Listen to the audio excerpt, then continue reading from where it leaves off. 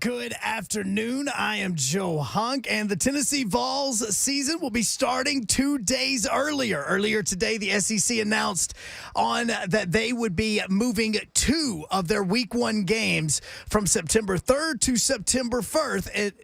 And one of those is the Vols game against Ball State. That will now begin on Thursday at 7 p.m. Central on ESPNU. The Preds only have a few games remaining in the regular season, and tonight they are at home at Bridgestone against the Edmonton Oilers. Now, right now, the Oilers are the number 2 team in the Pacific, but if for some reason they were to become the number 1 team, the Preds would play them in the first round of the playoffs, because right now the Preds are still standing firm as the top wild card seed in the Western Conference. Puck drops at 7 o'clock down at Bridgestone. For all your foundation repair and waterproofing needs, you need to visit USSTN.com. Breaking news at once on your home for the Vols, the flagship station for your Tennessee Titans, and home to 3HL. This is 104.5 The Zone.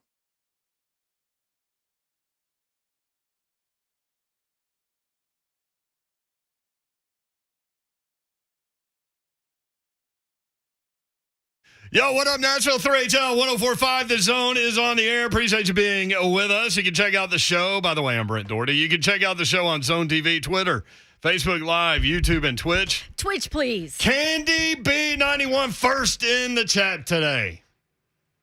Yeah, where you at, Slay? Ron Slay says he was third, but he was second. I thought somebody else commented before me. You know what happens if you're second. First loser. That's how it goes. Don Davenport, what is up? Let's go. It's Thursday. That's what's up. And we got a lot of draft talk today. That's also what's up.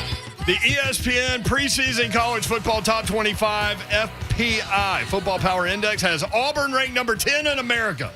That is so dumb. Did you set that up for that is so dumb to be played? Nothing is scripted on this thing. I'm not going to lie. That one was a little confusing to me. Especially, but it had Pitt ninth. I told you guys Pitt was going to be good. And listen, I have everybody in the SEC's win totals according to WinBet in Vegas preseason. Guess what Auburn's number is? 6. 5. Why are they listed at 10? So let me explain a little bit about the FPI. Last in the West. It's so weird. I'm not sure why they're there. The FPI is basic. There's no emotions. There's there's drama going on. No, it's these analytic people, the same people that took Clayton Kershaw out with a perfect game after 7 innings. That's who comes up with so this. dumb. Yes. Yeah. Okay. You're still on fire. Don's like, I'm amazed at how many people actually agreed with you. I'm like, everybody agreed with me. Like you don't Mr. take him Babs out. agreed with you. There's everybody I talked to about it last night and yesterday agrees with you. All God's children understand. You don't take a pitcher out with a perfect game in the 7th inning and 80 pitches. I don't care what kind of arm thing he's got going. Yeah. So back to FPI just real quick, and then we'll get into Slay. So it's all analytics. It's all numbers. It's all taken by production of each player and then basically calculated on the average number of points that each team would beat their opponent. Yeah. Do you see what I'm saying? Yeah. So I don't know how you get from 5 wins to number 10 in the country. I don't either. There's a little discrepancy there. So yes. If you believe that Auburn is the 10th ranked team in the country and will finish in the top 10, you can make a lot of money right now. A lot of money. There's a whole lot of value there. I see value in this guy, Ronald Sylvester Slay. What's up?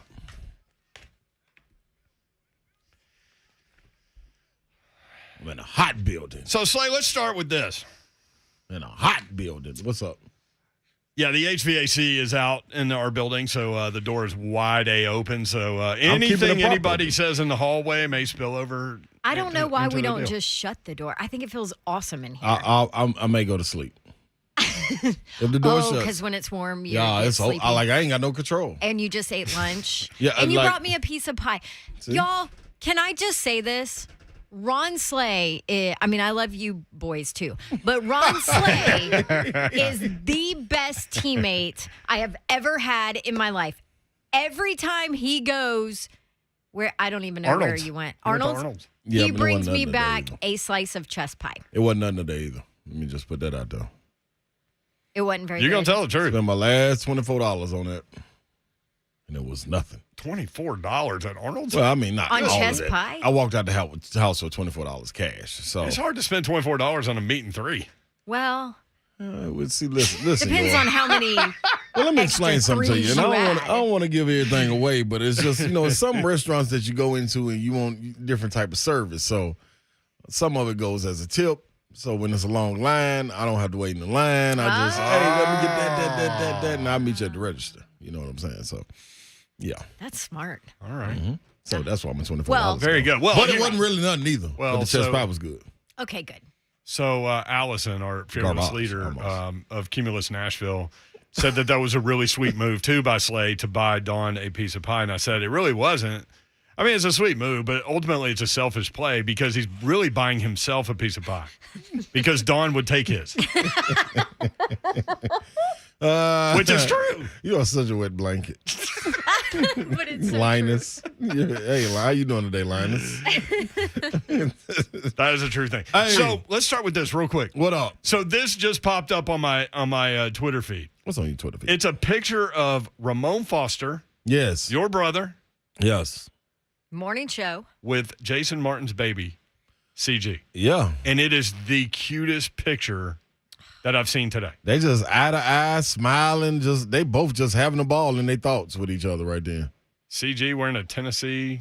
And she's so Onesie. leaned back and cuddled up in Ramon's arms. That's the crazy thing. Yeah. This is a Why very does similar Baby Bab experience. not love you? This is a very similar experience that we find when Ron Slay meets up with Hadley, Yeah, the opposite. Davenport. But you know what, though? Let me tell you Harder. this. Let me tell you this. Let me give Baby Babs some love, because when I first met Baby Babs, She was all this is the same about thing you. we had. Like I held her. We on a rooftop and I held her. She was like laughing at you. Yeah, it was and, all kind of little funny gazing stuff up going at on you. right then. Yep. You know, so and I got a picture of it. Yep. So We have listen, proof of it. So what shall- happened? Because now Hadley screams bloody murder every time she sees you. I'm not sure if the shirt removal on the roof came after Baby Babs was there. Poncho and So Lefties? maybe that could have did a little something to it. And then a lot of times I'm loud. See, Savage ain't as loud as I am. He's kind of like a big teddy bear. You know, and they want to see what's going on with him. With me, you want to see me from afar. I'm kind of like the lion in the jungle. You know, you really don't want to come up and pet me, but you do want to see me though. So sometimes you get too close, and things just go left on me. I don't know why Baby Babs does me like that though. Baby Babs, why you do me like that? Mama Babs answer for Baby Babs. She don't know. I don't know. I guess what though, and it bothers. Dawn it is bothers affected by Babs. this. I know it really. I am seriously shook by Yeah. it. So, Like, I don't understand. I'm well, and here's the deal. Like, one of our teachers in class Yeah. is like a taller, bigger yeah. woman. Like, my dad is a large man. Yeah. My brother is 6'4". So it's like, I mean, I know there's a difference between 6'4" and 6'8", but like there are somewhat big people Yeah. around her. Oh, your brother's a movie star too. Like she should, He's a movie star. cower to that. Yeah, but I'm just man, old Slay. It's just. What about the Uncle dolls? Slade. When you bring out the dolls, your ventriloquist dolls? Baby, Does I that know scare Baby her? Babs ain't seen them. I have not showed those to She'll her. probably You lose. should, especially the one that looks like you. No, I brought out a. Yeah, that would be nice. I mean, like, seriously, what that is would freak a going child on? out. Make her Like, what sound in like the her world is and going on everything. here? Yeah, you There's got- mom, and there's mom, Mom's talking. But that mom's a mini mom. and she doesn't look alive, but she's talking. She does love some dolls, though. She started pushing kids at school when they get too near her dolls. Wait. My dolls. She's pushing kids at She's school. pushing. I love yeah. it. You had to have like meetings and Yes. stuff. Get away Yes. from my dolls. Well, and here's the worst part. Like, other kids were biting her or whatever, so I keep getting these incident reports. So I'm like, Incident this report. is just, I can't believe it, blah, blah, blah. And Defending and- your child. Right. And Mr. Babs is like, now hold on, because one of these days it's going to be her on the other side. Sure enough, We've had like Showing up. 6 incident reports because she's pushing people, and her teacher's like, she just, she doesn't like people in her space. Yeah. And when she yells at them does? and they don't get out, she pushes them. I'm like, well, see, like, I get that. I don't like people in Is my this what you space. told the Makes sense teacher? to Babs. Yeah. They're like, yeah. So that's a problem because. And I'm like, and why is that a problem? Yeah. She's telling them she wants them to Hey, move. man, I'm going to teach my child to stand up for herself. And that's what she's doing. Yeah, she's doing it. so- Hunt gonna have to stand up for himself. Hunt texted Woo. the three of us and said, "Boy, I caught a stray in J. Martin Ramon today." I'm like, "Dude, you didn't catch a stray. You got a full-on assault." Yes, you did. I apparently missed the first assault because I got an assault from a 104.5 The Zone listener. No, That's Ramon, the one I heard. Ramon went all up in there. As he should have. So what is this don't what is know this what I was trying segment to that say they there. have? Slay, you can it's, probably describe it's, it best. F you, Aaron Rodgers. Yeah, you know the Beep you, drop Aaron that they got. Rodgers, right. Beep you, Aaron Rodgers. Yes. So it's when I guess That someone. was Kenny Mayne. Remember we Yeah, asked him so about is. it on Super Bowl Radio Row. Yep. There it is. Yep. So when somebody does something that's irritating to you, or you just don't agree with, or sometimes dumb, this is what happens. So that was this complaint. It's like a complaint from Like Ramon. okay. Yep. So yeah. it had a complaint. He went after Hunk. Yes. Like team on team violence. Yep, he aggravated him. Okay. He couldn't understand why Hunk would get 2 SEC teams and cheer for both. And let me stop and say And then where they're- it wasn't just team on team violence. It was like an MMA fight where the ref is over him waving and trying to get him off, and he's not stopping. Yeah, he wouldn't stop. It was like foot on the throat. Go all out. absolutely. I loved it. Yeah. But also, Well, I Hunk will wasn't point there out- to defend himself, so Right, it so made that it kinda like makes a it worse. one-sided, beautiful, just way. The person with the mic is going to win. Like, Right. Yes. Always. That's why, like, if Chris Rock would have gone in on Will Smith with that microphone, Will wouldn't have been able to do anything. Will would have about had to do something. Right. it. You'd have had to come back up Although- on stage. There you Well, go. although he did yell quite a bit. Keep Yeah. my wife's name out of your mouth. He could have really made it. Yeah. I will point this out, Yes. Hunk. Auburn is ranked 10th in the preseason FPI They rankings. are ranked 10th. Tennessee is not. No, you're right. They are ranked 10th. Wow. See, so Yeah. there we go. Where is Tennessee ranked in? You in want the to talk about win preliminary? totals from Vegas? Do you No, trust no, Vegas or do you I'm trust just- FPI? I'm looking at FPI right This now. is a bogus. First of all, bogus list. Whoever came up with this is like It's like Harvard and Stanford Yeah, like- and all these like smart math people that work that's with just dumb. sports Yeah. analytics. And see, this is why people want analytics out of the game. This is why I want analytics out of the game. Because this don't make no sense. Like, what are you talking? Like, you might as well put Vandy and South Carolina in there. Why aren't they in the top 25? That's what I need to know. Tennessee Vandy, 28th South Carolina be in in there. the FPI. Auburn is 10th. Tennessee is 28th. Tennessee 28. is Florida above. Florida ain't even got no players to play with. Well, Just hey, got a coach. You can watch their spring game tonight. See what I'm How like? weird is Yeah, that? we're gonna put it on Thursday. because they don't want anybody to see it. Yeah, we don't want to see it either. That's good. Or everybody's going to see it because We Yeah, do we wanna have see the debacle. we do have the FPI list, the top 25. There are 9 SEC teams in it. This is a dumb list. Though. Tennessee is not one of them. Arkansas not one of them. Dumb list. I would put both of them in. We also have the over/under college football season win totals for all of the SEC schools.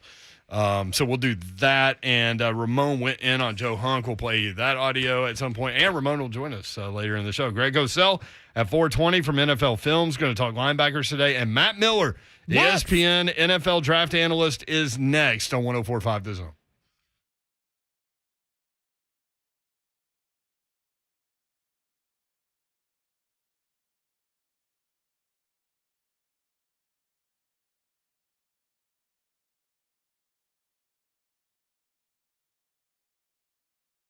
Here we go, people. It's Ron Slay right here. And I'm talking about my guy, Ryan Kelly, and the HomeLoanExpert.com. Now, you can close in your loan as little as 21 days. From new home loans to refinances, get great low rates and top-notch customer service at thehomeloanexpert.com.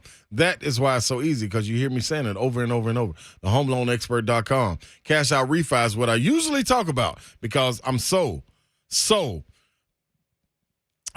taken back by the average homeowner getting the $52,000 out of their refi. But I'm going to talk about purchasing, working from becoming an inconvenience. Maybe you need to upsize or buy your new home. Get it pre-approved at thehomeloanexpert.com.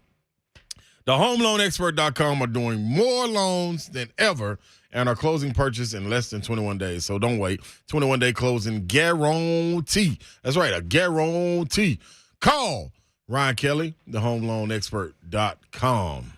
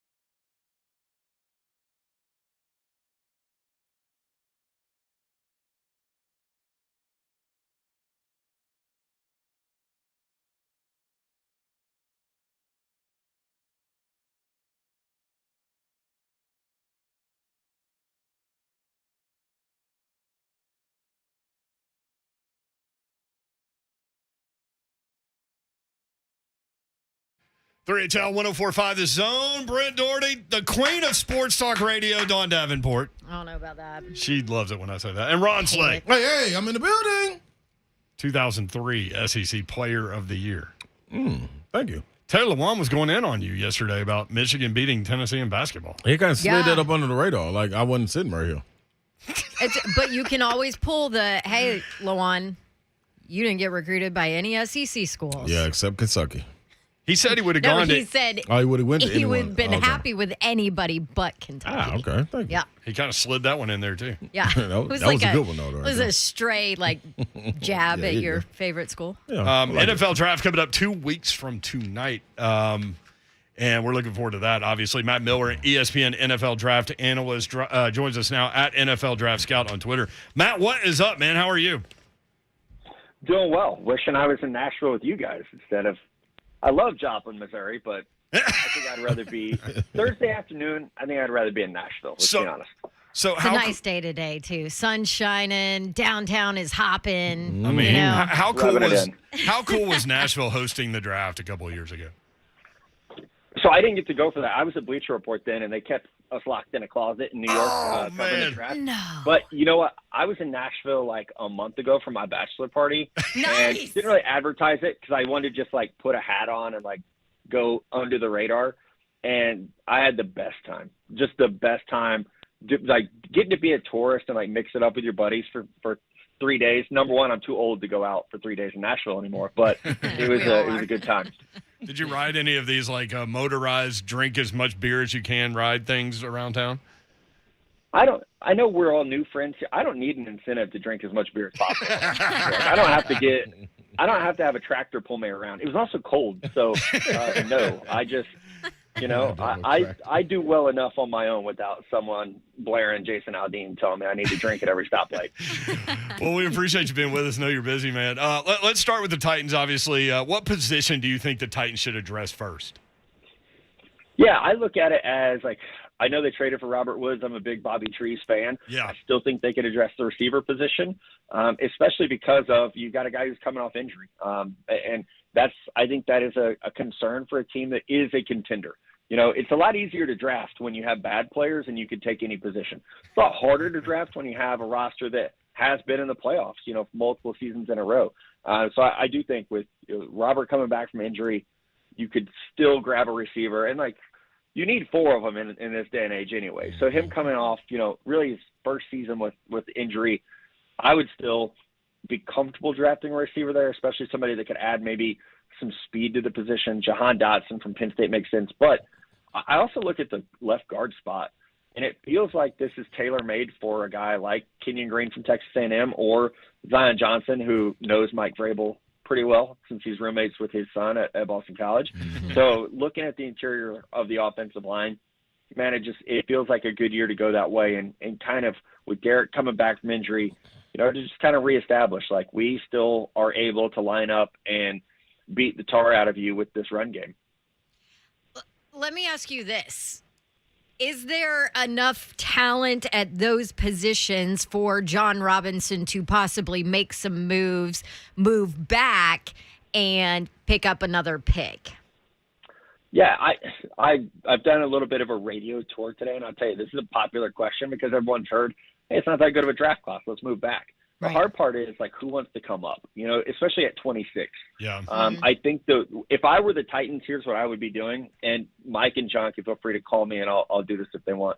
I would be telling everyone in the media that we want a wide receiver at 26 because Green Bay at 28, Kansas City at 29 and 30, and Detroit at 32, they all need receivers.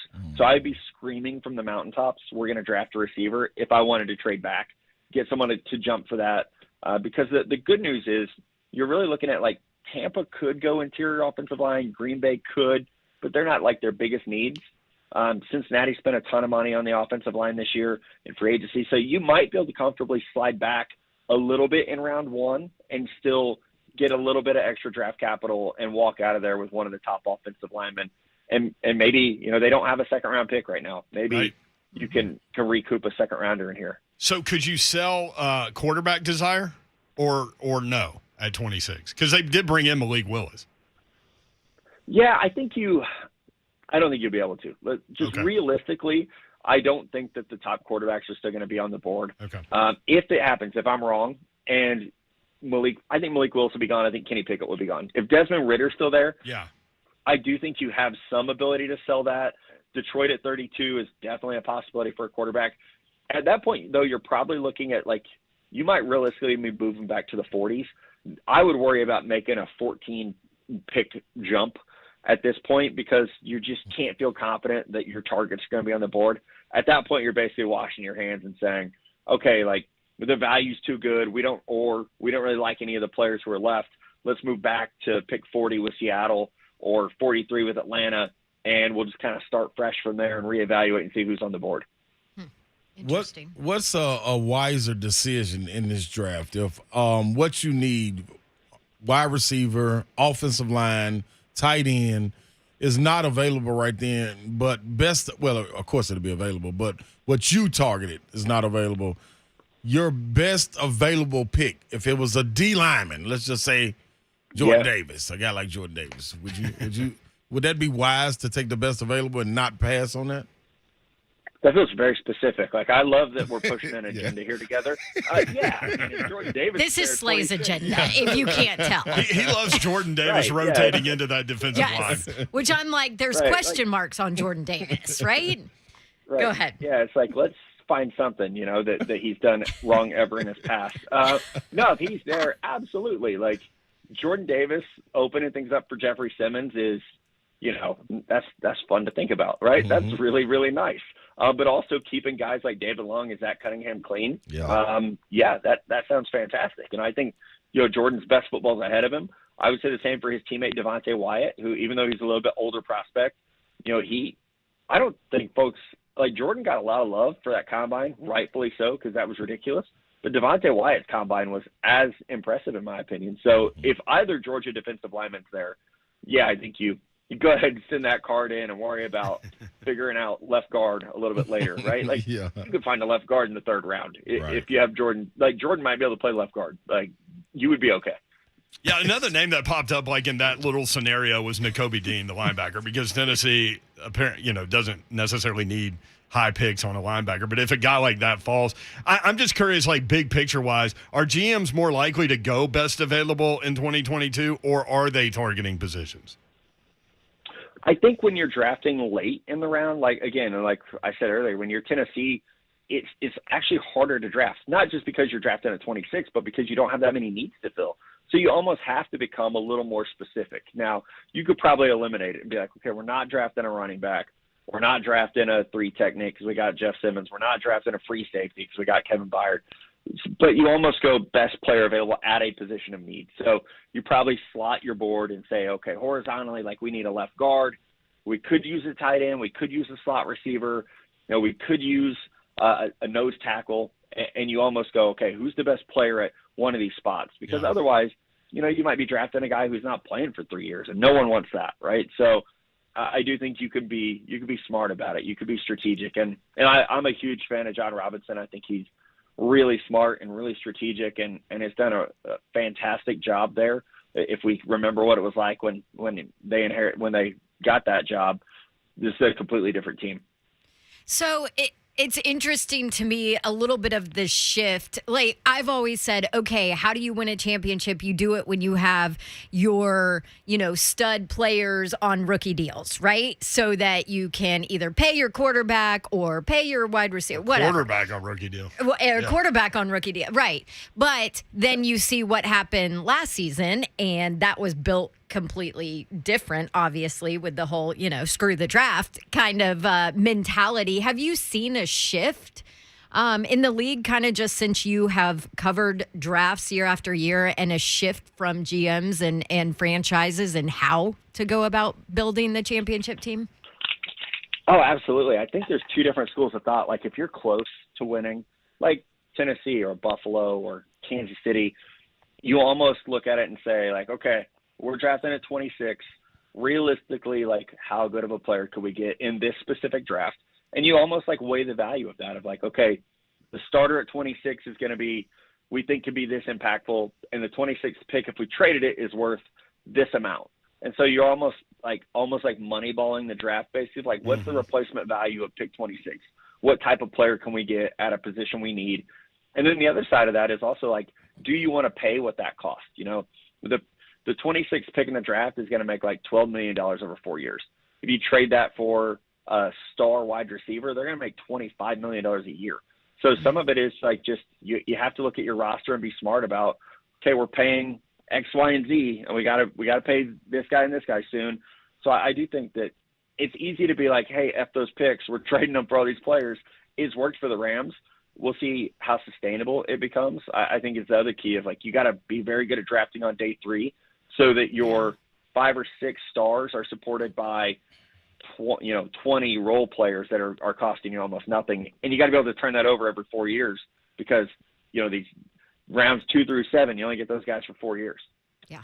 It almost feels like Matt Miller, ESPN NFL draft analyst at NFL Draft Scout with us. It almost feels like, Matt, that this quarterback group is kind of an afterthought. Nobody's really talking any of them up outside of maybe Kenny Pickett. But are you there with this group, or do you think 5 years from now there will be a couple of All-Pros or Pro Bowl type players? Oh no, I don't think that. I wouldn't want to say that. I was on today in Carolina and they were asking about quarterbacks. Like, I would be terrified if I had to go into David Tepper's office 2 weeks from today and say, Mr. Owner, we're going to draft Kenny Pickett at 6 and he's going to make us a Super Bowl contender. Like, I'm not that good of a liar, so I couldn't do that. There's no way I could do that, right? Like, I'd be sweating. I would, no way. So I like Kenny. I like Malik. I think they're good young men, and they have talents, right? To me, they're not the type of players in today's NFL that can completely turn a team around. Like, think about the guys that are turning teams around. They have elite arm strength, and your Joe Burrow, your Patrick Mahomes, your Justin Herbert, and we knew in college that those dudes were the dudes, right? We knew how great they were. So I do think you look at these guys and say, okay, can you be Kirk Cousins? Can you be Ryan Tannehill? No disrespect to Ryan, who I love. Can you be an Alex Smith type quarterback? I think we're looking at it more that way instead of, can you be an All-Pro? Can you be a franchise quarterback?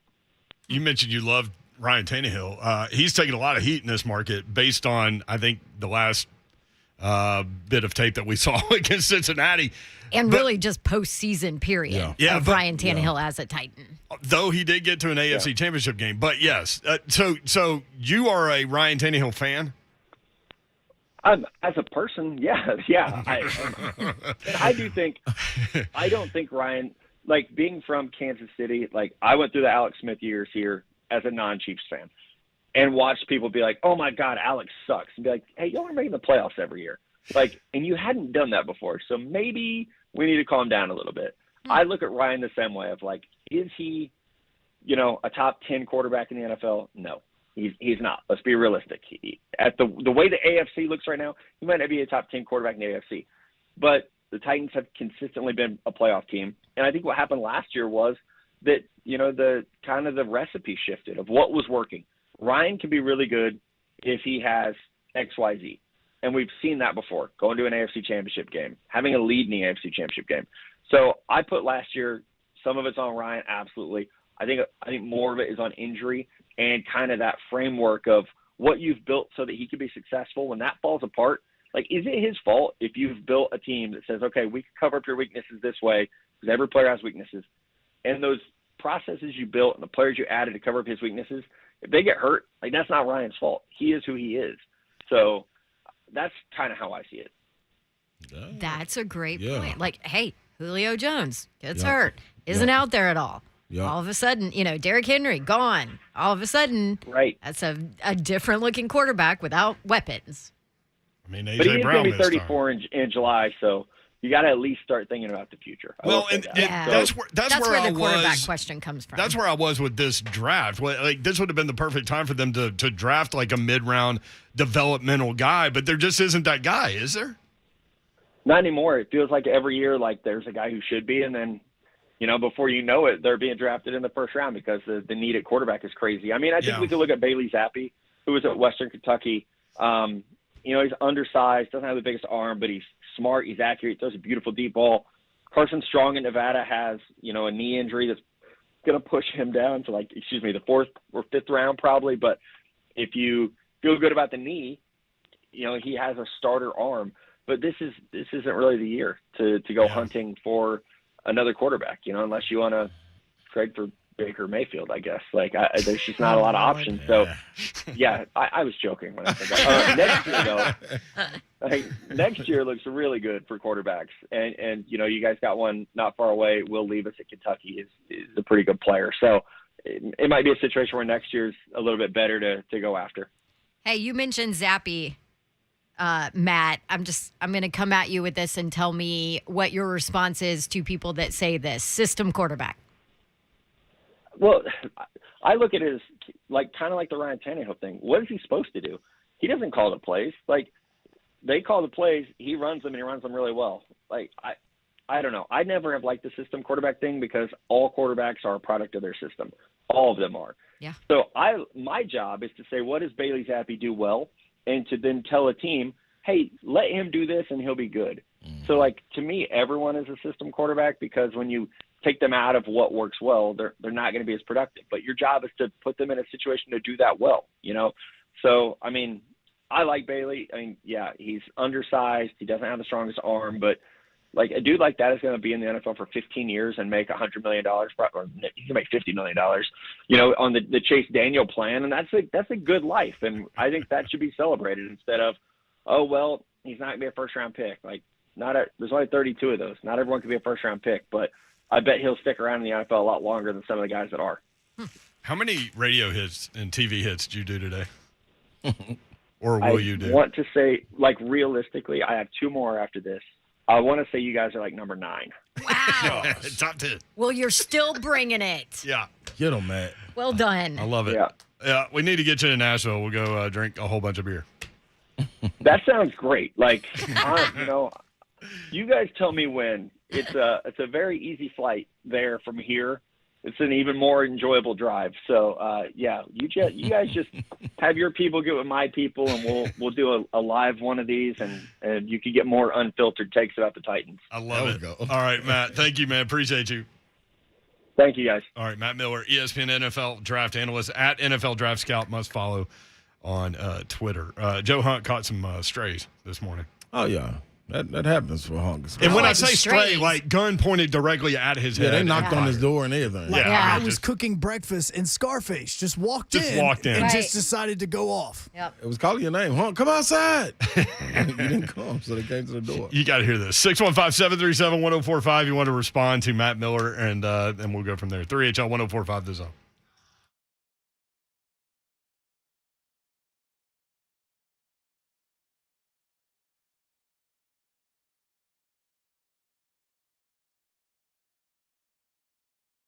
Buddy Allen Carpet One. You think about a flooring project in your home? If you're not, maybe you should be. Make your home spectacular. These guys can help you. The Allen family, locally owned and operated by the Allen family, Buddy Allen Carpet One, for more than 55 years. Zach, Jenna, and Judson Allen, they are all in the store every day, and they are there to help you. They'll be there every step of the way for your project. Big box stores turn you over to an installation company with a 1-800 number. You have no idea what's going on.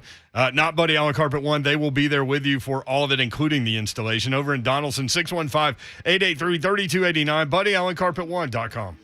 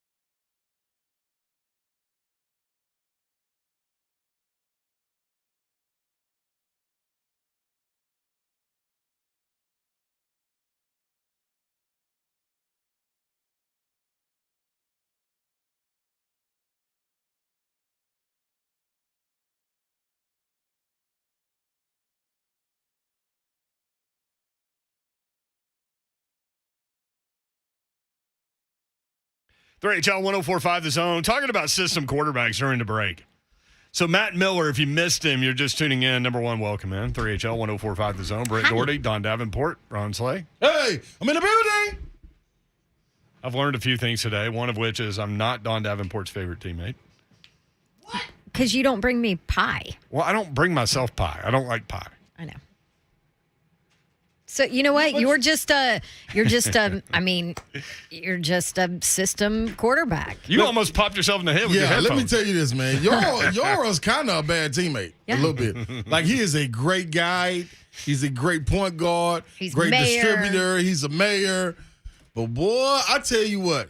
Every time I think we walking down the street together in this, you know what I mean? We go get us cherry Cokes, or we go get us Celsius, or we go get some snacks or something wild. Boy, you're telling everybody everything. Yeah, man, this man to start drinking just water. Just water. Man, just leave me out here on this boat all alone. Look, Slay. See what I'm saying? Got me looking all around. Here I am with lemonade. Sweet lemonade. You had so much lemonade, you have a drink carrier sitting over there. Man. Euro, man. We were talking about system quarterbacks and Bailey Zappi. I love what Matt Miller said about that. And again, this is where I was going before we sidetrack ourselves all the time. Go to the podcast and listen to what he had to say about this draft. I mean, he was really, really good, I thought. But talking about system quarterbacks, it's like, here's the thing. Like, these NFL dudes think they're the smartest guy in the room. And if they're listening right now and they're debating me, then they are definitely the smartest guy in the room. Right. But they will take like a Bailey Zappi, because you mentioned Andre Ware, who threw for 9 million yards at Houston in college. And pick 7 overall. Yeah, and Bailey Zappi's not going to be that. But Andre Ware was a Heisman guy. Yeah, why would you not take a guy like that? And instead of, like, NFL guy will be like, oh, man, that guy's got all the arm talent, blah, blah, blah. I'm going to put him right into my offense that I've been running for 30 years. Yeah, you will. Not a doubt. Instead of, look at what that guy did in college to have the success that he did. Let me go run that offense. Or something. Well, sometimes it doesn't work. Or something closer to it. Closer to it. But that's where the misunderstanding comes in, that when you're coming out and you're trying to be pro, they always tell you just need one team to like you. So shouldn't it fit around that? Like, one team to like me should be a team that's liking me to run their system. Like, that makes sense, unless you're going to get somebody that's going to adapt the system to you. And there ain't many coaches that want to stray away from that, because, then you look kind of crazy when it don't work. But I love Bailey Zappi. Draft him. I'm with you. I don't really. I got to watch him. I ain't really watched him. Bailey Zappi could take. No, I'm Team Logan Woodside now. I can't go just make those comments anymore like that. I switched. Better watch out now. Because I did say back in the day that Bailey Zappi would be a great number 2 to develop that dude, and you could get him later in the deal. But, Matt Miller made an interesting point. Like, you just can't do that mid-round quarterback thing anymore, because those mid-round quarterbacks are in the first and second round now. Yeah. Because everybody has such a need for quarterback every year. Although he did say next year the quarterback class much better. Although he said he liked Will Levis. I don't know where I am. Will Levis, that's Kentucky. Yeah, that's Kentucky too. Dang. He fights. He struggled. I just don't know in that Tennessee game, I thought. Well, he got his head beat in. Yeah, and then his big, he gave up some big plays. His plays that he didn't make were more glaring than the plays that he made throughout the game. Right. If that makes sense. Makes complete sense, Slay. I know hey, listen, that's what you got to have a team for, man. Listen, you're trying to throw over there that Brent's not Team Slay anymore, which is totally not true. Who is behind you in this 40 thing? My dog. That's right. I don't know when it's going to happen.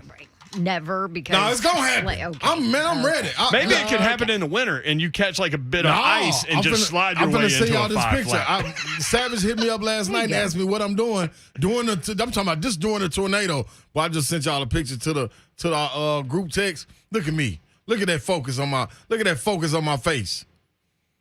Sweat. We haven't gotten it yet because you don't have an iPhone. That's because y'all phone is. That's dumb. It takes forever for you to send a picture to us. Yeah, sometimes. And sometimes they don't go through, right, Hunt? That's right. Hey, I don't know what y'all want me to do. Wait, I mean, that's what you look like right now. The air's not on. Give me a break. Is he on top of a surfboard? Hey. Oh. Well, Looks like you're in a holding cell. Well, I just took a break. I might as well have been. I might as well have been because it was Go rough. back to Memphis. Man, I'm gonna tell you, man. When you go through a workout, man, and you get to you got to build yourself up. You got to start at 5, and by 8. I think Then there's by another 12. story out there too that you promised us that you haven't told us. What? You kept saying there was some other story that you needed to wait until the summer. I'll let you think about that for a second. Tyreek in Nashville. Tyreek, what's up? How y'all doing, man? How y'all doing? Hey, What's up, good. How are Tyreek? you? Hey, is John Robinson down there? He might as well be. Can y'all send him a message for me real quick? All right, talk to us. Hey, John, don't mess up in the draft this year. You got one job. You drafted good one time 5 years ago. That ain't gonna save you this time, John. If you draft a center in the first round, I'm going to jail. If you draft a guard in the first round, I'm going to jail. If you draft a linebacker in the first round, I'm going to jail. Go get somebody that can play today if we had a game. I'm tired of it. This make no sense. It's 20 people in the box. And for some reason, we have yet to go draft somebody to make them pay for that.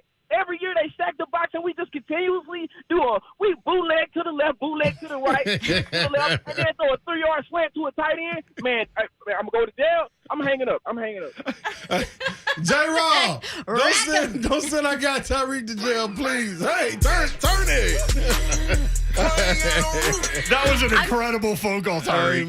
man. So, you know what? Wait a If you minute. draft a center in the first round, I'm going to jail. I'm telling you right now. You draft a linebacker in the first round, I'm going to jail. The Slay Trash Talk team is in effect. We got Lisa. Yeah, but Lisa hadn't called back Yeah, since Lisa, we need Carolina you to lost. check in, Lisa. You 'Cause didn't Lisa had call to in eat eat some a crow. crow. Yeah, she didn't call in eat a crow. Now, Lisa, that's a part of being on the team. Did so y'all now I both got a just say question eat mark. crow at the same time? Yeah, because Yeah. we're on the same path. We eat our crow. All right. Well, I do, right? We got a question Whenever mark I'm beside wrong, you, Lisa. I'm like, I screwed it up. Here's What a did I question. tell you about the show the other day? I said, listen, don't screw it up today. That's basically what Tyreek just said to J-Rob. Listen, J-Rob, don't screw it up this year. So did. Right? You told me not to screw it up. In under 3 minutes, I had you compared to Dee Snyder with Twisted Sister. I know. Thanks a lot. Ramon Foster, I got your bail money, Tyreek. Hey, man. So we got 3. We got 2 with a question mark. Here's the thing. Can you actually eat crow? I mean, it's a bird. Yeah, if you the one talk it up, you talk I mean, the crow up, birds you aren't gotta eat real, it. though. Yeah, that's what We they just said. had that By the way, discussion. we never brought this up. Oh, dear. But during was it the national championship game? They were coming back from break and they had the camera on Jim Nantz. Mm-hmm. And behind him, there was a fan. guy with a sign that read, "Birds are not real." Yeah. Oh, yeah. They better quit And playing with these birds. They got off that shot so fast, and I don't know why. I thought it was hilarious. Like, number one, did you walk in the building with that sign written that way, or did you write it when you sat down? No, you got to come in there with it. And number two, why that? Could be anything. Why snakes can't be real? Why I got to be birds? Because one of the mascots was a bird. Peacock, right? Sure was. Oh, birds that- aren't real. No, but this was a Now, this championship was the game. championship. Was though. it the championship game? Yeah. But maybe they were talking about the peacocks. Ramon also says on YouTube, you can't be filthy on Good Friday, so you got to do it today. I do have There the you go. origin of eating crow for you, by the way. 1885 short about 2 men that were stuck in quicksand. One man survived by eating crow. The other one had no pride and refused to eat crow until about 2 days later when he finally said, "Fine, I'll eat crow." And he ate it to stay alive. How does eating crow help you stay alive in quicksand? Also, how do you get in quicksand? Like, Because they had nothing else to eat, and one man was able to catch crow because they were flying down, and he was able to grab one. And that's what he was eating to stay Oh, alive. to stay alive. Yeah, but if you in quicksand, that ain't gonna matter anyway. 'Cause you're about gonna to sink. die. Yeah, you about to sink. Look, You I'm wanna just be telling you full the there? origin from I think 1885, Slay. I think in quicksand, you just reach a point where you don't go down any further. You just stay there. No, But you it don't can't- work but you like can't that. get out. Not in the cartoons. It don't work like Is that. it quicksand is like one of those things that as a kid you were terrified of and you've Yes. never in your life seen it? No, Yeah. I did You saw quicksand? on all the cartoons. On the cartoons. Hey, And what about Not in like real outside life? playing. That was real enough for me as a child. He just rolling through Memphis some point in time. Ooh, quicksand. Yeah. No, that is true. You were always terrified of running into quicksand, but you're not going to run into quicksand. Nope. Man, it's out there, though. Y'all know that, don't you? I don't know. I've never seen it. I think it's really out there. Indiana Jones. Where does quicksand exist? Probably in the Amazon. Ain't got no sand in Amazon. Huh? We need to stop acting like we're the smartest people in the room because we know that's not the truth. We need to find Taylor Lewan. I think they got something out there in Arizona. Ain't he from Arizona or something? All right. Coming up, we've got the win totals for the SEC preseason. You're going to want to hear this. 615-737-1045.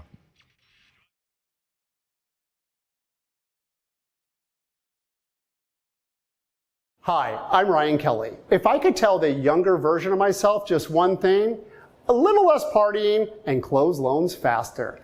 The 21-day closing guarantee, only available at thehomeloanexpert.com.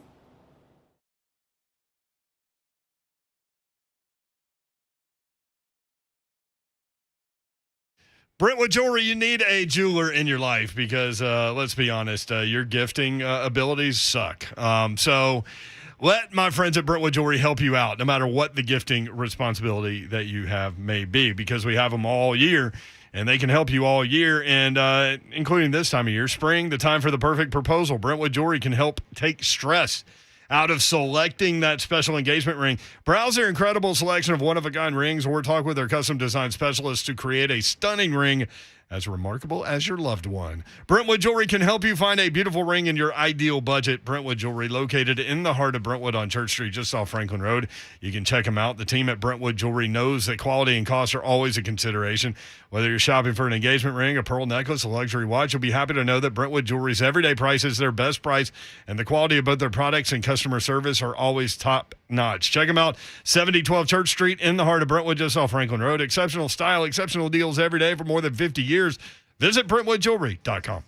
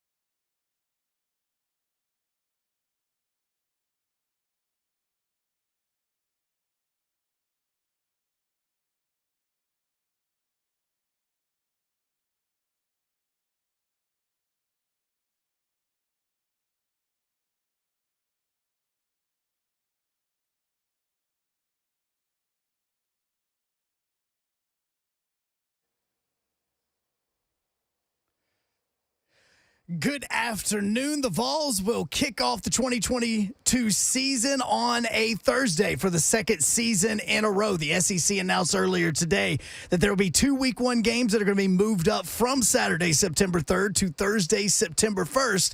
And the Vols Ball State game will be one of those. The Vols will be kicking off at 6 p.m. Central on the SEC network. The Preds are back in town tonight as they are going to be taking on the number 2 team in the Pacific. That would be the Edmonton Oilers. Right now, the Preds are still holding firm as the top wild card in the Western Conference. And your Nashville Sounds are still in Gwinnett, winning last night 7-5, and they'll go at it again for Game 3 of the 6-game series. First pitch tonight will be at 6:05. For all your foundation repair and waterproofing needs, you need to go visit USSTN.com. Breaking news at once on your home for the Vols, the flagship station for your Tennessee Titans and home to 3HL. This is 104.5 The Zone.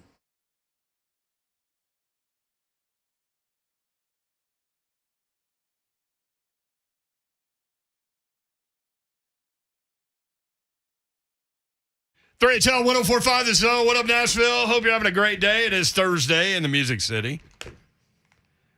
Strong line of storms rolled through here last night. I thought you were about to be like strong A offer or something. Strong A offer to Bailey Zappi. Matt Miller from ESPN sold me on that. I was already sold. I didn't need to be sold, but he reiterated. Didn't take much for you. No. Also, I think his name should be Bailey Zapp, but that's just me. He didn't ask your opinion. Like he's the entertainer. He shortened his name. Zappe should be Zapp, right? No. Zappe. If it was EY, I'll give you Zappy. Zappe. It should be Zappe. Zappe. If he goes to play, Zappe. hey, man, NFL Europe, he goes over there. Hey, Zappe. Bailey Zappe. It will be Zappe. I'll throw you a Francais with Zappe. Maybe you met a guy like that over there. I don't know. Tennessee Ball State Thursday night, September 1st. Fighting Bishops, y'all going down. Oh, that's right. Oh, they were talking a little bit between. Blaine goes, "What am I going to say?" That's what he said. Yeah. Isn't one of his old teammates the coach now? Mike knew that was his quarterback. Yeah. It's my quarterback. Eating crow, my quarterback. Come on, man. Just a big happy family in here. Yeah, he was the quarterback for the Nashville Cats at one point, Mike knew. And I said, Blaine, did he throw you balls during practice? He's like, oh, man. All over the place. Of course he's going to say that. Right. Blaine said he was pretty intense in college at practice. He goes, man, I look back and I thought, man, I was kind of mean. Sometimes trying to get there. You know what? That's why he made it to the league. Yep. Chasing that dream, baby. And he got there. Thursday night at 6 o'clock on September 1st, Tennessee Ball State. Also, Missouri, Louisiana Tech at 7 o'clock. Vandy, I just noticed. Why did I not notice this before? What? Vandy's playing at Hawaii Friday, August 26th. I know, because... Did you get that game? That's what I'm saying. Our spring game crew... We're working the spring game for SEC Network this Saturday, 1 o'clock. Vanderbilt spring game is happening. But, Am I invited? Yeah, come on. You can hang on the sideline with me. Word. And, Coach Lee's good with it That's as my long guy, as you don't wear orange. I wouldn't disrespect him. Okay. I wouldn't disrespect him like that. Yes. So our crew said, we think that, which, by the way, it's Courtney Lyle, Nashville native, is doing play-by-play, and Roman Harper of SEC Network does Courtney's the studio the best. show She's with from them. Brentwood. Didn't she go to Brentwood High School? She went to Brentwood High, yep. Yeah. Her dad, Paul Lyle, I knew forever. God rest his soul. Yep. He was great. Radio guy. She will be doing play-by-play, and Roman Harper's the analyst. And we decided that since we are doing the spring game, we'll know Vandy well, and we should certainly cover Vandy at Hawaii, right? No, without question. I mean, it all plays into it. That's a great sale. And then I think 3HL should maybe possibly go and do a show in Hawaii. We are the we're the Tennessee station. Yeah, we got a scout. I will Why agree is the with you. Tennessee station doing live? They got a scout. They got to know what they're talking about. Don, if you need anything for that trip, I will carry your bags because that is also my birthday. Oh, See, so, That's you know, the end of the There you year. go. End of just the year let you game. know I'm there if you need me.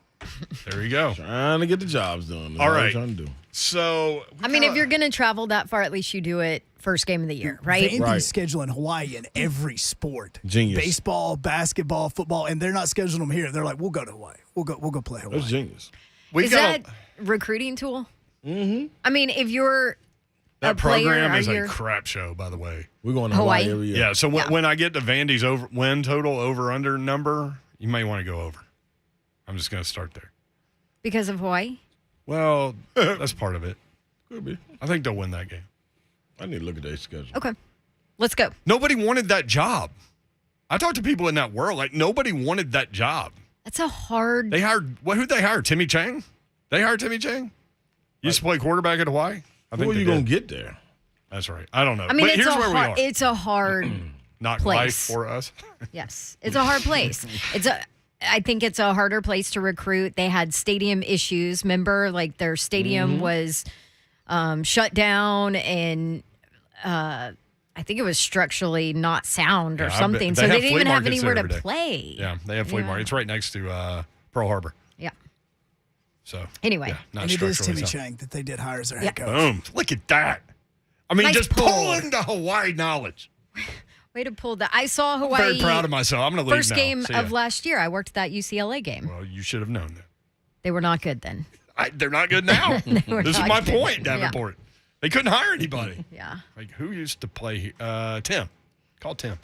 Over under win totals. Before I get to that, this is where we are as a show. J. Martin Ramon tweeted a very, very cute picture of Ramon Foster with J. Martin's baby. I'm about to tweet out my picture of Baby Babs. And so They keep I this up. retweeted and wrote, where is our Slay / send it Baby to you. Babs pic like this at Don Davenport? Oh, I didn't TN. see that. And to that, Ramon Foster wrote, it doesn't exist. If you know, you know. See, Savage he's just something else with himself. We also have this from Carrie. I grew up outside of Jackson, Tennessee, had a deep ditch in the woods behind my house. There was quicksand in the ditch. Lost a shoe one time. Oh. That's not quicksand. That's mud. That's Tennessee mud. Yes. I did look it up. New Jersey, North Carolina, and South Carolina all have quicksand. You're full of crap. I know it. Get out of here, Hunk. She's been run down on this station all day long. Get out Get out of here. No, don't get out of here. We love you, I can't Hunk. reach the buttons from here. I got you. Thank you. I got you. My kids just lost like a shoe and like when it snowed and then the snow melted and it was all muddy and like there was new home sites and everything and they were probably not where they were supposed to be, but they had to pull each other out and somebody lost a snow boot in the mud.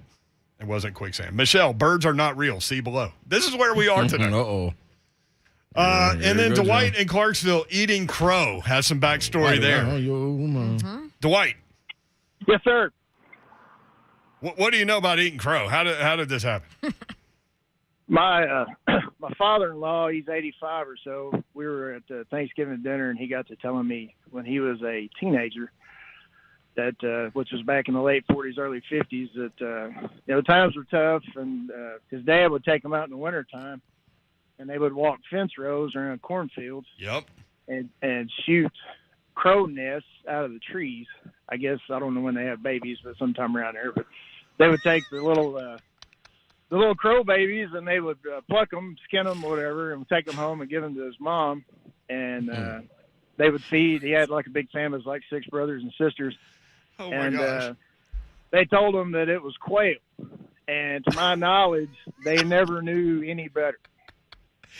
Could you imagine if the woman that What glued in the herself to the actual- NBA floor heard this right now? Peter already hates us. Thank you, Dwight. I just asked the question, can you eat crow? Like, why can you not eat crow? Because of the saying. Evidently you can't. I love us. How about my man I don't even know shooting- how to respond. shooting the nest to get the babies? I mean, It was the 40s. I'm Times just were gonna act different. like I Times were- didn't hear. Times were tough. You going to glue yourself to the floor? Maybe.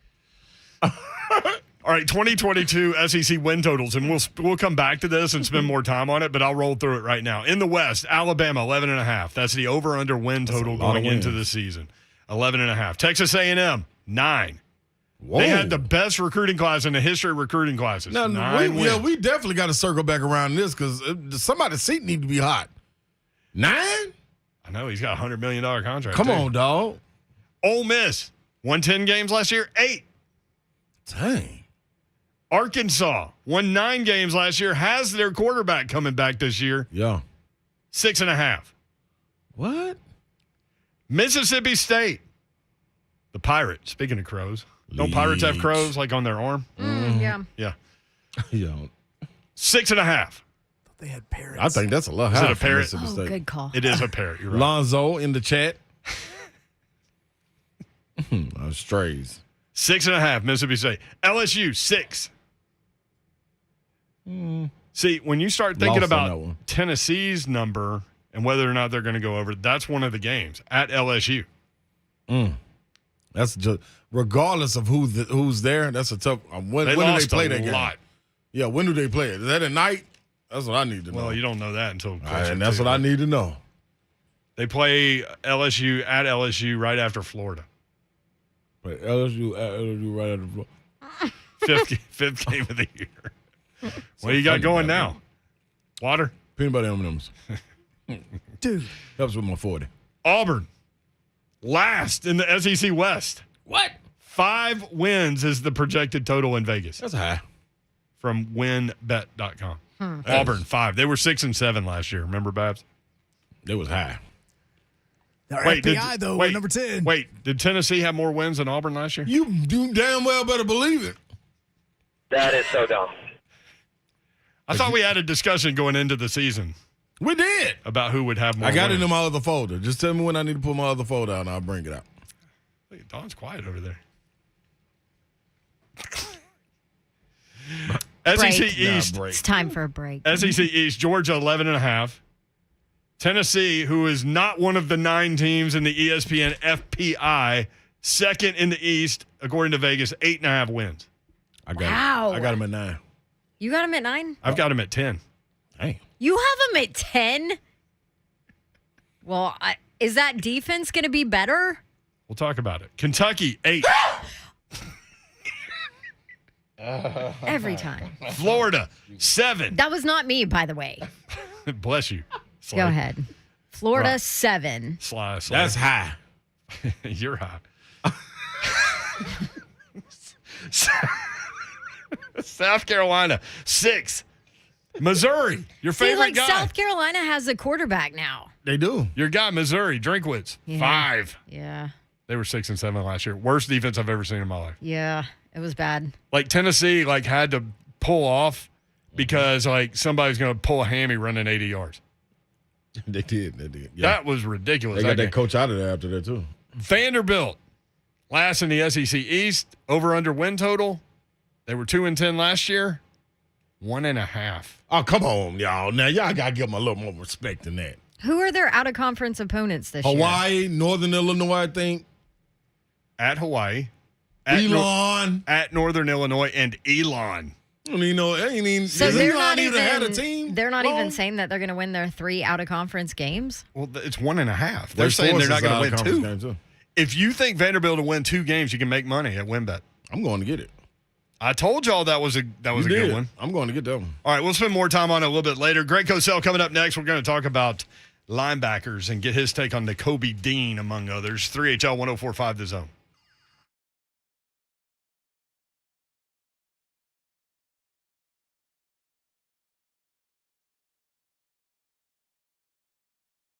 What up, people? It's Ron Slay. That's right. And you want to have a car with no roof? You can have it. And you can also listen to the song, Car Ain't Got No Roof, if you go to Music City Autoplex. That's right. 24 Gala. Yeah. It's been one of them days, people, but you can brighten your day up if you go to 2430 Gallatin Pike North or online at musiccityautoPlex.com. Over 15 million in used vehicles on the ground. I tell you, if you don't want to listen to me, you need to listen to somebody else. And that ain't right either. So just take it from me, man. They doubled their business over the year. And they're going to do it again next year. They're going to expand the inventory. They're going to expand the showroom floor. They're going to expand the service facilities. What does this mean for you? They're going to expand your idea of them when you walk in there, and you're going to be able to get you a car because all the used vehicles, the pre-owned inventory is it's unimaginable. You like that? Go get your car.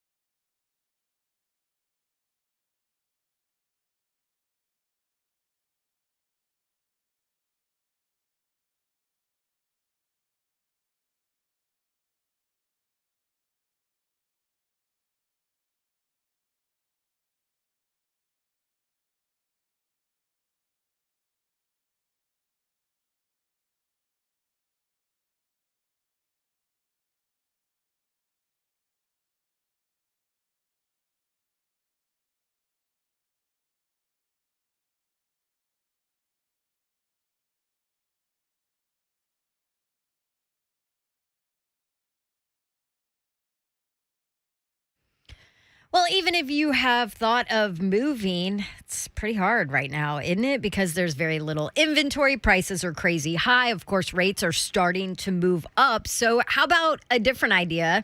A better idea.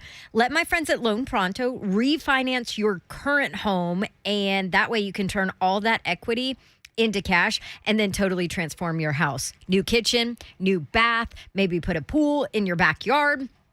Loan Pronto's awesome. They're the leaders in fast and easy home refis, and they can help you unlock the equity you have and do some amazing things to your home. That's what I did, and we decided that we were going to put a pool in the backyard. So think about it. Your home value is up. Instead of wasting all of that on maybe an overpriced new house, go ahead and convert your equity into cash for a home makeover. One local couple did it. They got $200,000 out, added new hardwoods, added an outdoor living space, a pool, a spa, cabinets, appliances, all of it, and a home office too. Call Loan Pronto. They now have their dream home. They never had to move. Maybe you can do the same. Ask about their home improvement refi and give your home a total makeover. 615-499-5780. Again, that's 615-499-5780. LoanPronto.com. Equal housing lender, NMLS 1661781, subject to lender approval.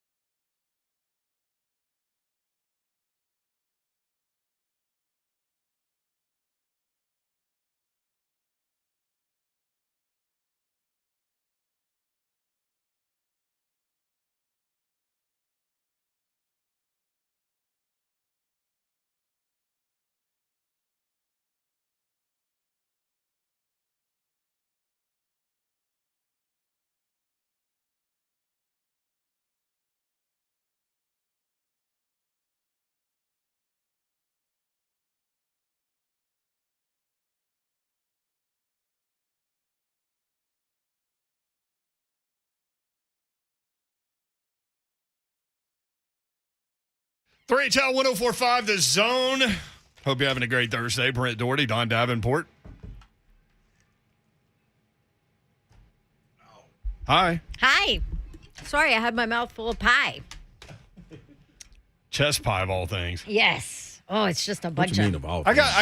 got to admit, I don't think I've ever had chess pie, honestly. Yeah. Is it a Southern thing? Yeah, and I'm Southern. South. Slay Dog. What up? I'm in the building with Cosell. Greg Cosell is with us from NFL Films. Greg, what's up? How are you? Doing all right?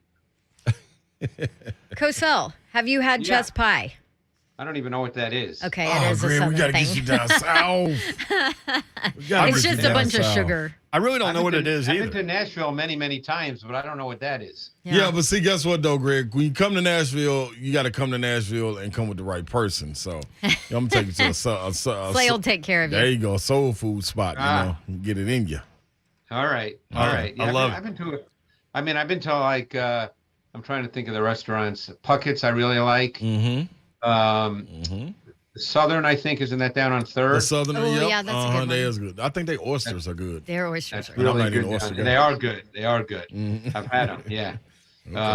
I've been to a few spots. I like that, Greg. NFL draft coming up 2 weeks from tonight, and we've broken it down with Cosell positionally today. Linebacker. So as a group, would this linebacker class be compared to like the Southern of like Nashville restaurants? I think it's a good linebacker group. Okay. I really do. I think overall it's pretty strong. I think it's one of the stronger positions in this year's draft, to be honest with you. Well, let's start with Nakobe Dean over at Georgia. And if you watch Georgia play at all, you notice that dude. And if you notice that dude, you know he's really good because they got a lot of other dudes on that defense. But Nakobe Dean, 5'11", 229. What do you think about the Georgia linebacker? Yeah, I like Nakobe Dean. You know, some people will look at the height and view that as a potential issue because he's right at the bottom end of what people consider kind of acceptable for a linebacker in the NFL. And there's always an exception. You know, he played in a Georgia defense that asked him to shoot gaps, to blitz a good percentage. They featured a lot of stunt concepts. He really worked effectively within the context of that defense. He's very explosive downhill. He's got great short area quickness and explosiveness. So there's a lot to like about Nakobe Dean. The question is, do you have to play him in a similar fashion as he was deployed in the Georgia defense, which is if you feel that you have to, then there's some scheme specificity to him as a player. If not, if you think he can essentially do what stacked inside linebackers do, then you can feel really good about him. Now, keep in mind, we saw a linebacker come out of Missouri last year, Nick Bolton, who was also under 6 feet, played extremely well for the Chiefs.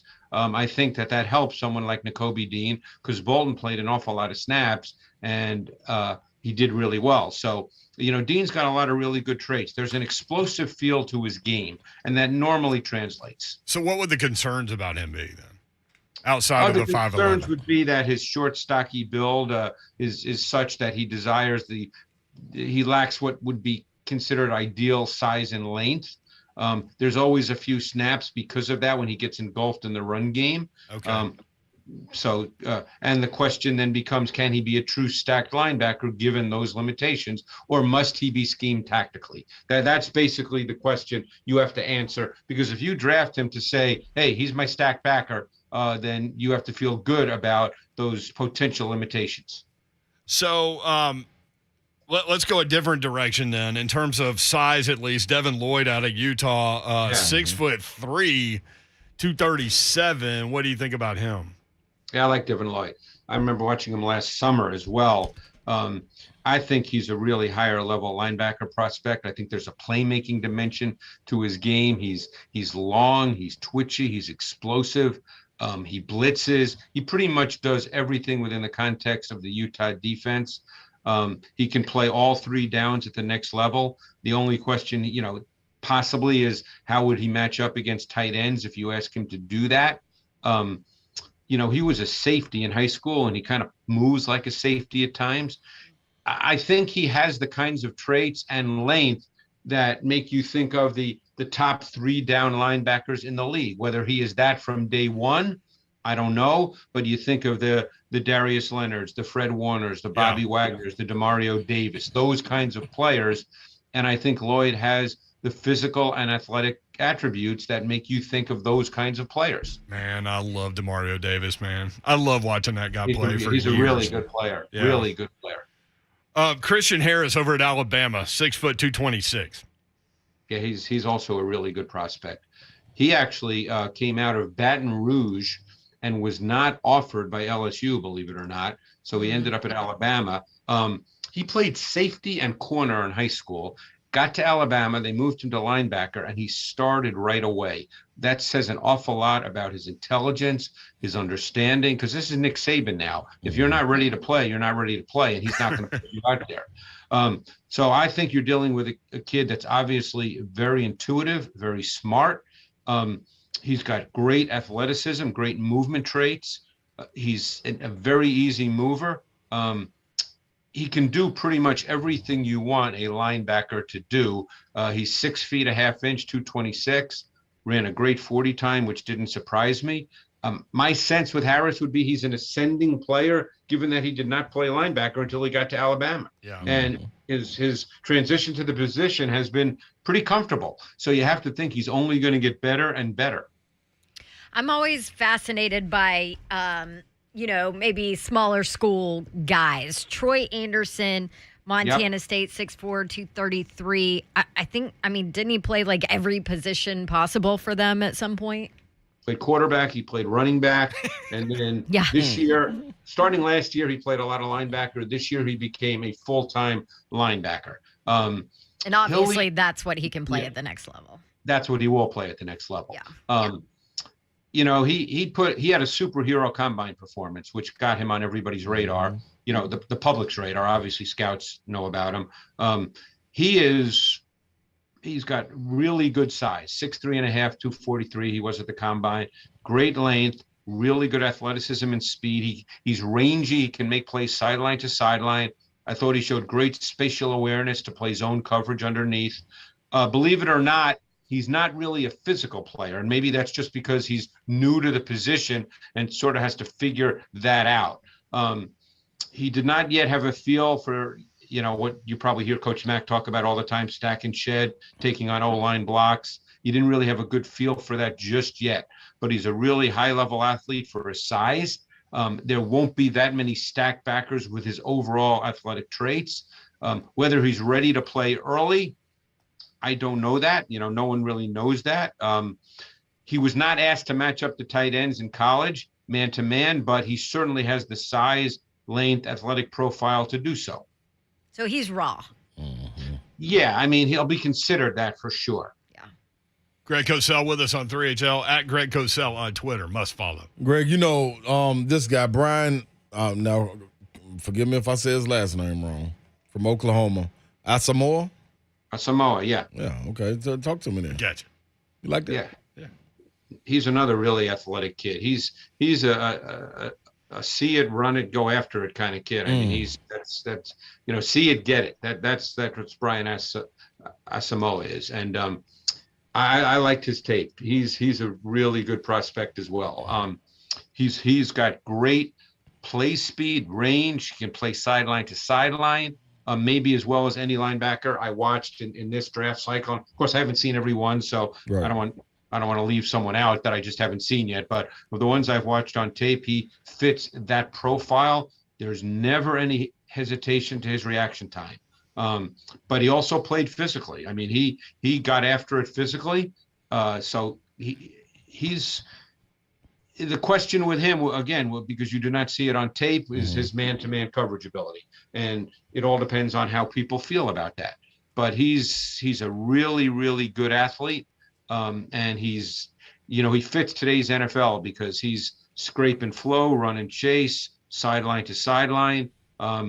He has that see it, get it feel to him. And he was a really good prospect to watch. That type of guy right there in this pass happy league, being able to get sideline to sideline, stay on the field this whole time, is that the type of guy you see climb up the charts?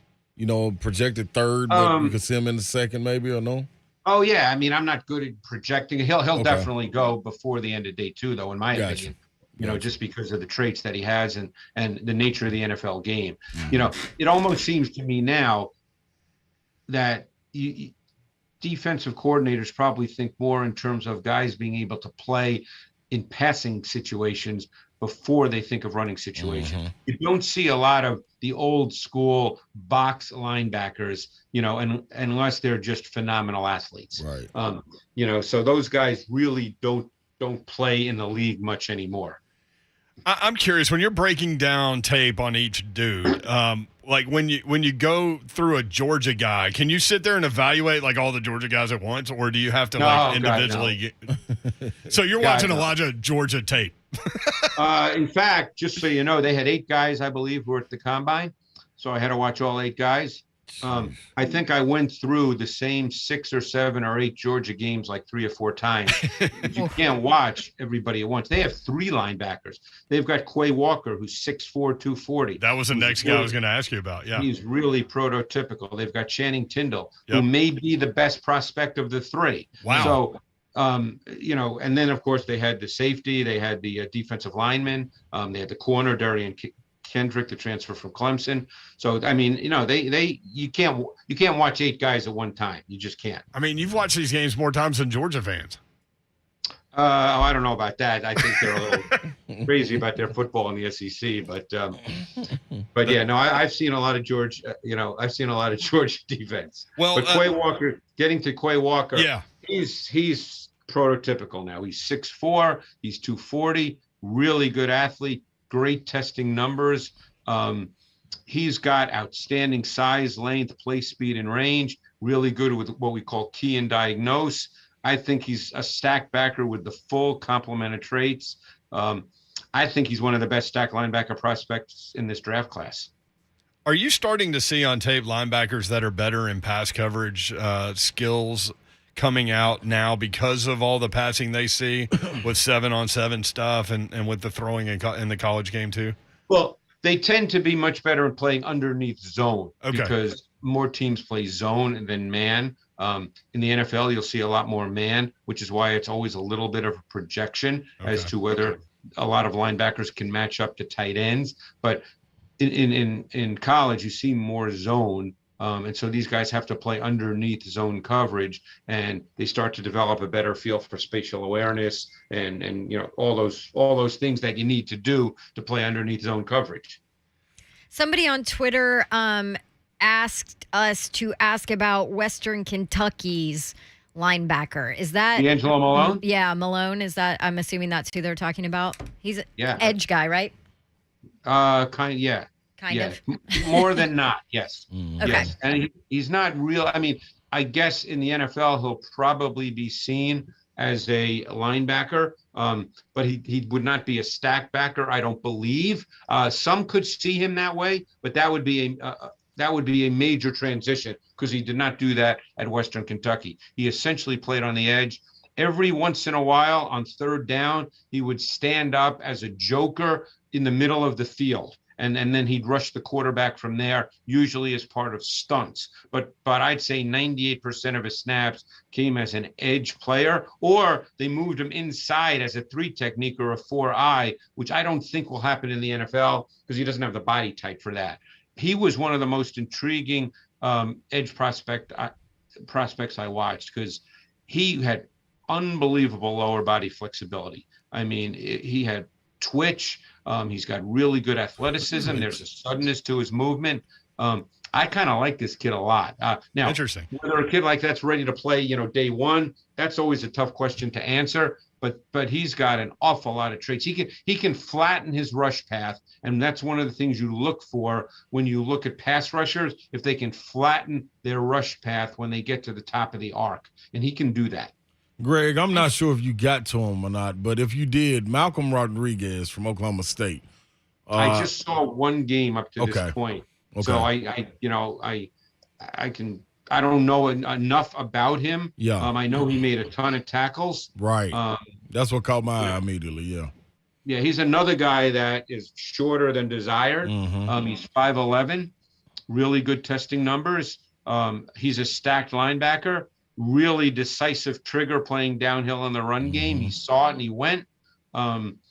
He beat offensive blocks before they could line him up a number of times in what I've seen up to this point, because his downhill reactions were so quick.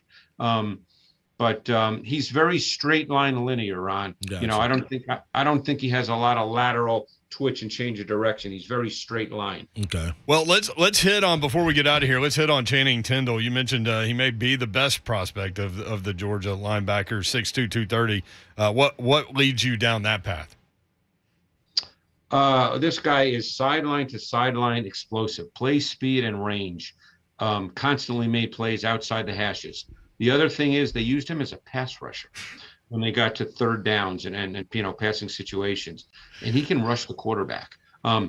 But he also played really well in the box in the run game. He's kind of got a compact, coiled feel to his movement, really good balance and body control, kind of a tight body. You know, he's very compact in the way he moves. I think there's a lot to like about his game. He'll be a starting stacked linebacker in the NFL sooner than later, with great sub-package versatility as a movable chess piece who can rush the quarterback. I mean, I really enjoyed watching this kid. He was the last of the three I watched, and the other two were really good. And then I watched this kid, and I was like, wow, I really like this kid a lot. It's hard to make plays on that defense, man. You got to be quick to the ball, that's for sure. Well, the thing is, too, is that nobody plays every snap because they've got so many 5-stars who have to play, you know, and I'm sure he's bringing 20 more in this year. So, yeah, nobody plays every snap. A few guys, I mean, obviously, normally corners do. Darian Kendrick probably did. The safety Lewis Seen probably played, you know, almost all the snaps. But linebackers and D linemen did not play all the snaps. Well, the draft 2 weeks away. So next week we'll finish up our positional analysis with Greg Cosell with the secondary, and then that'll leave us draft day to hit on what's going on that day. Thank you, Greg. Great stuff, man. Always appreciate you. All right, guys, appreciate it. Thanks. All right, at Greg Cosell, must follow with NFL Films, among others. The Install, the podcast you need to check out with Greg Cosell and Buck Rising. When we come back, Tennessee 8.5. You go over that win total or under? They won 7 last year. Do they win more than 8.5? Do they win less than 8.5? Also, is their defense better? Also, what's the best bet? Auburn at 5? Vanderbilt at 1.5? That might be the best bet. We'll talk about it. 615-737-1045.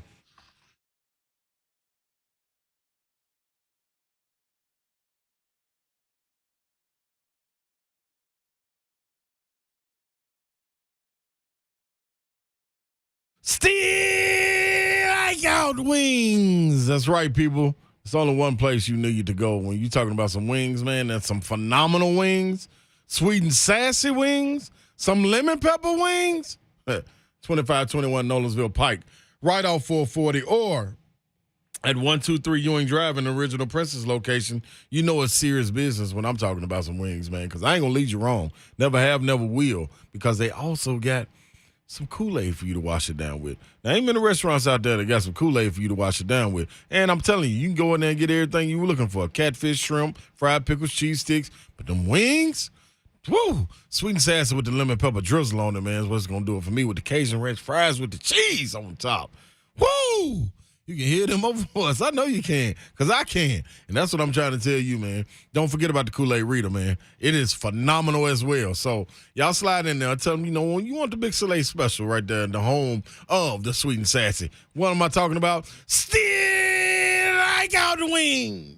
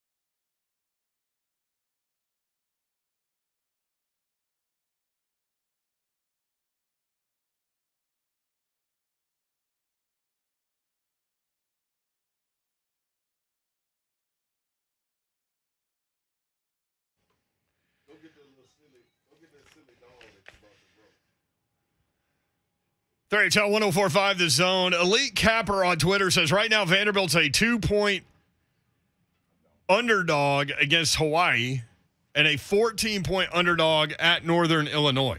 Here's the other. Why is Vanderbilt playing at Northern Illinois? Hey, get out of that game. I mean, it's too late now, but dang, man, what are you doing? No, my thing is. You don't need an SEC team playing at Northern Illinois. My problem, dog, my problem is like 1.5 games. That's the over-under win total for Vanderbilt right now. Y'all don't think they're going to get no better than last year? They won 2 games last year. I know. So the people don't think they can get at least 2 games? Am I that blinded by the love that I have for Clark Lee? For Vanderbilt? For Clark Lee. Oh, Clark Lee. Maybe. No, I think they win more than 1.5. He has to specify Clark Lee. Yeah, you know what I mean? Like, it's deep down, like, okay, so. He's in your era, Clark Lee. No, yeah, there you go. And then let me tell you the love that I have for Vanderbilt. He's an old head. You know, on the Grinch Stole Christmas, when they always go inside. I have seen that movie. Right. You seen that? Okay, here we go. Everybody on the same page. Mm-hmm. The lump of coal that's on the inside of the Grinch when they talk about his heart. That's his problem, is that maybe his heart was 3 sizes too small. So it is a heart, but that's my heart for Vandy. So it is a heart in there. It's just nowhere. You are outrageous. Compared to it's not the because your size. shoes are too tight. It's not because sorry, I've really read the Grinch a lot the last 2 weeks. Here's Vanderbilt's schedule. See if you can find 2 wins. If you can find 2 wins, go make that I'm bet. gonna tell you. Come on, here we go. All right, at Hawaii. Win. That's a crap show of a program. Win. Couldn't find a guy to take the job. Clark Lee and them fight. They fought last year. Yes. At Hawaii. So win. There's Yes. 1-0. Well, and there's a lot that goes into the travel there, and so that's probably why they are not favored. No, but this is an August 26th game. Like, this is the week before everything. It's week 0. Yeah. There you go. Elon. Win. 2-0. Right there. You've already won your money. Cash out. Done. We got this thing figured out. It's over. Now, what percentage of people listening to the show right now know where Elon is? Like, could pick the state? That's a question. Babs, I do you feel know? like people might know because of basketball, right? I have no idea where Elon is. You played him. Mm-hmm. We've 3 times, talked I about think. this state already in the show. But not. Have we? You played him, but not there. Not never there. We pay you It's to like come. Vanderbilt going to play Northern Illinois. We pay you to come take his whooping. All right, where do you think it is, Babs? Don't look it up. I think that it's in Carolina, North Carolina. What about you, Hunt? I say North Carolina. See, you guys cheated. That's the reason why I said I already knew where it was, because I just talked about quicksand in North Carolina. See, Slay had it right earlier in a break. Mm-hmm. But see, I worked in North Carolina. Oh, yeah, you sure did. Yep, so you know she going to know. I mean, it was a long time ago, but I'm going to be worked in honest. Wilmington. That may have been the only reason I would know him, because we played him. Now, I will say this. I don't know the city it's located in. You guys suck. Do you? Yeah. It's in Elon, North Carolina. That's exactly what I was about to say. The city name is Elon? I didn't know that. I did not know that. Look at her. Yeah, it's in Elon. By the way, I owe you a bless you when you sneezed during the Greg Cosell thing. I know, thanks. I tried to do it quietly. That was Very non-Slay-like. all right, next, Wake Forest at home. No. Loss. At Northern Illinois. Loss. Golly. I worked their bowl game. Northern Illinois? Yeah, Really against good? Coastal Carolina. I think they won the MAC. They're a 12-point favorite, apparently. I think Thomas Hammock has Was this a home and home? Did they play them last year? Must be. I think so, yeah. And I think Northern Illinois came down here and got them. But I think Vandy won on the spread. I need to go. Let me look at this. 2 years I ago? want to say I bet on that. All right, at Northern Illinois. Okay, At it's lost. Alabama. Wait a minute now. Loss. Okay. I was going to try. We don't Ole even Miss at home. Lane Kiffin in Nashville. Loss. At Georgia. Loss. At Missouri. That's a possible win.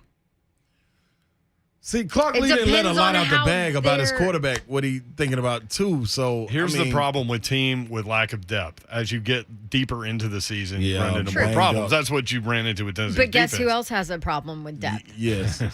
Missouri. No, that's right. Missouri. That's fair. South Carolina at home. Loss. At Kentucky. Loss. She just answered for Yeah, everybody. I mean, until you disagree. So Vandy fans, don't get on me. The Slate don't never tell us we gonna win. That's bad. I just said they're going to beat Missouri. Vandy hater, man. She hates Vandy. You didn't say they were going to beat them until you just said it right there. You just said. You said, Yeah. that's a good one. I said, meh. They could beat them. Yeah, could beat them and they're going to beat them are two different things. This is true. You're going on a limb. Vanderbilt beats Missouri on the road. Yes. Okay. Florida at home. Loss. Tennessee at home. Loss. I mean, the rest are loss. So fast. Babs don't even think about I it. couldn't even get it out of my mouth. 10 of loss. Well, because loss. here's the deal. You guys know I've watched a bunch of. I've been out to practice Yeah. like 3 or 4 times this spring for Vanderbilt. I'll be out there tomorrow morning. I'm calling the spring game on Saturday. Here's the deal with Vanderbilt. Clark Lee, I think, is making things happen within that program. You see the energy, you feel it out at practice. Yep. You see, I mean, they got some talented tight ends now. Yeah.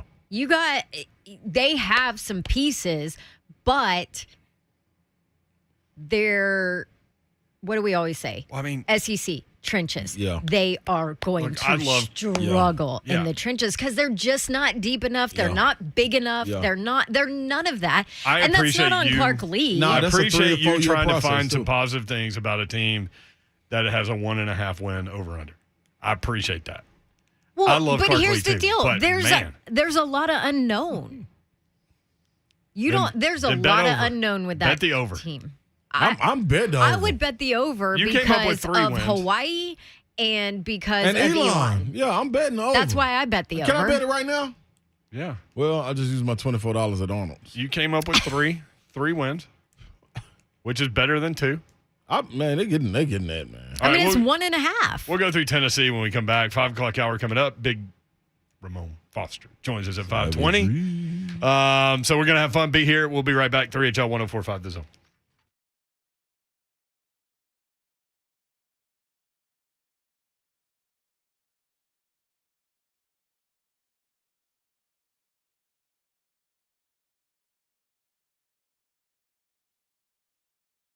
Well, this baseball season, why don't you turn those Ks into cash and big hits into big wins with FanDuel Sportsbook? Right now, new customers could step up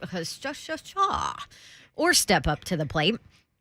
How about a risk-free first bet up to $1,000? Now that I can say properly. Risk-free first bet up to $1,000. Sign up, place your first bet. FanDuel will refund you up to $1,000 back in site credit if you do not win. My favorite part of the FanDuel Sportsbook app is I pull it up on my phone. It's very easy for me to find whatever bet I'm looking to make. I can easily find it on the app. And for some of their specials and their promotions, I can basically click up top left. It will pull them up and I can decide if I want to get in on it or not. So I'm all about ease. You guys hear me often say that. And that's what FanDuel Sportsbook offers. See for yourself why they're America's #1 sportsbook. Download the FanDuel Sportsbook app, sign up using promo code DAWN, and get started with your risk-free first bet up to $1,000. That's promo code DAWN, DAWN. You do have to be 21 and older and present in Tennessee. First online real money wager only. $10 first deposit required. Bonus issued as non-withdrawable site credit. Expires 14 days after receipt. Restrictions apply. Full terms are at sportsbook.fanduel.com. Gambling problem. Tennessee Redline 1-800-889-9789.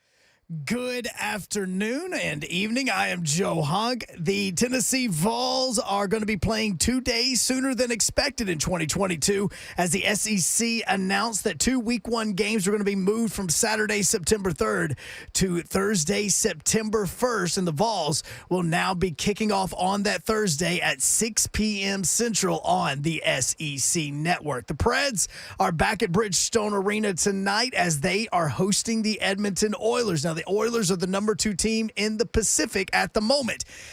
Right now, the Preds are the top wild card seed in the Western Conference. If for some reason the Oilers were able to become the number 1 team in the Pacific, this would be who the Preds will be playing in the first round of the NHL playoffs. Puck drops at 7 o'clock tonight, and the Braves start their 7-game West Coast trip tonight as they will be taking on the San Diego Padres. The game is not extremely late as first pitch is going to be at 7:10. For all your foundation repair and waterproofing needs, you need to visit USSTN.com.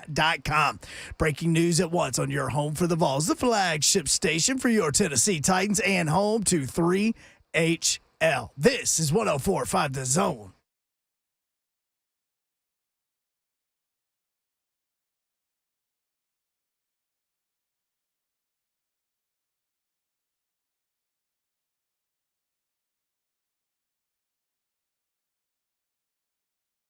Yo, what up, Nashville? 3HL is on the air. 104.5 The Zone. Brent Doherty. Mayor. Euro. And look at her. She's Dawn Davenport. You can look at her on Zone TV, Twitter, Facebook Live, YouTube, and Twitch. She's rocking out. And then there's this guy, Ron Slade. I'm in the building. That was right on. Slay Dog. So Vanderbilt season win total in college football listed at 1.5. You going over? Going over By double. the rainbow.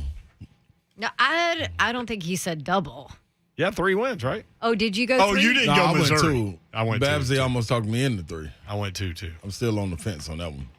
And I love my dude Caden Patterson and my dude Langston Patterson and That's the thing, all the man. brother combinations now on that Like team. them dudes fight, Mike man. Wright them and dudes Taco fight, man. Wright. I'm gonna be real. Like, hey, they might be little, in the trenches, but they fight.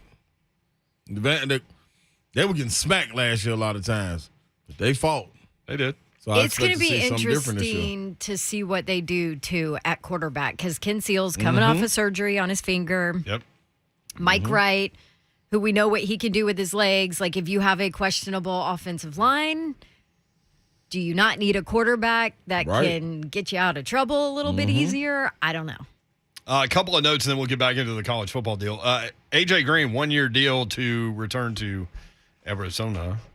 Oh, I thought it was The- Cincinnati. God, there's so many one-year deals. Like, next year is going to be fun. That's it. Free agency. Did he go to Cincinnati? No, No, I you was- mentioned it. No, you said he went back to Arizona. Dang it, man. You ever have a problem with your iMac? With your memory? No, where like you start to type something and then box just pops up and says, you need to You disable. need to update? Yeah, something like that. Yeah. All right, Arizona. Thank you, Hunkster.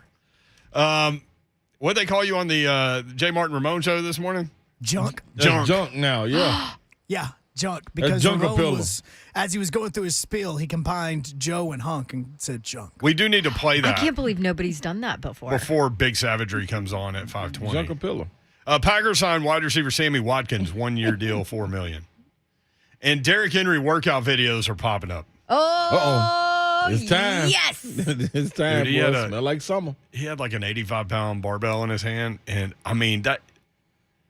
I almost said that dude is ripped. We all know that, but I mean, look at the pic again. Like you almost forget, you know.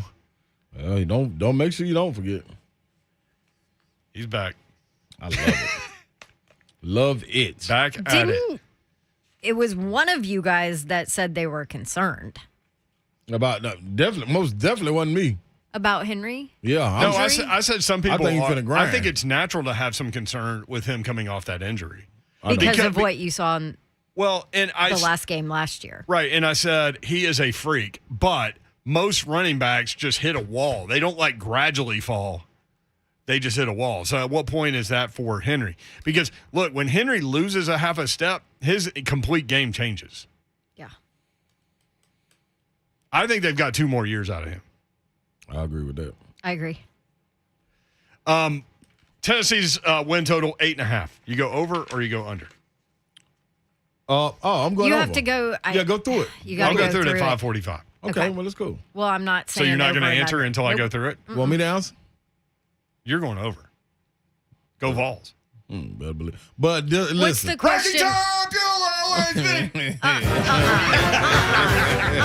That's right, baby. That's right. Come on, baby. Sometimes you just got to get Slay going a little bit. I love that he has a shaker like within reach. He keeps one in his car too. Yeah, I do. Because when he caught me a couple of weeks ago, like at our exit, he passed me shaking his Tennessee shaker out the sunroof. Of course he has one. Rick sent a picture of a beer as he listens to the show. And I tell people all the time, the show is much better if you guys will just drink. Oh my gosh. Hey, but you know what, though? What? Let me say this. My picks are not coming from a place of a fandom.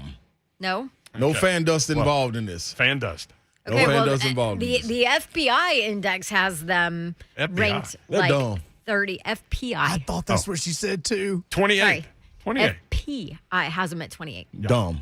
All right, at 5:45, we'll go so through dumb. it. But right now, we need to learn about what happened to Joe Hunk this morning, where he texted us saying he caught stray. I'm like, you didn't catch a stray, dude. Ukraine just missiled your ship and sunk it. Mm-hmm. That's what happened.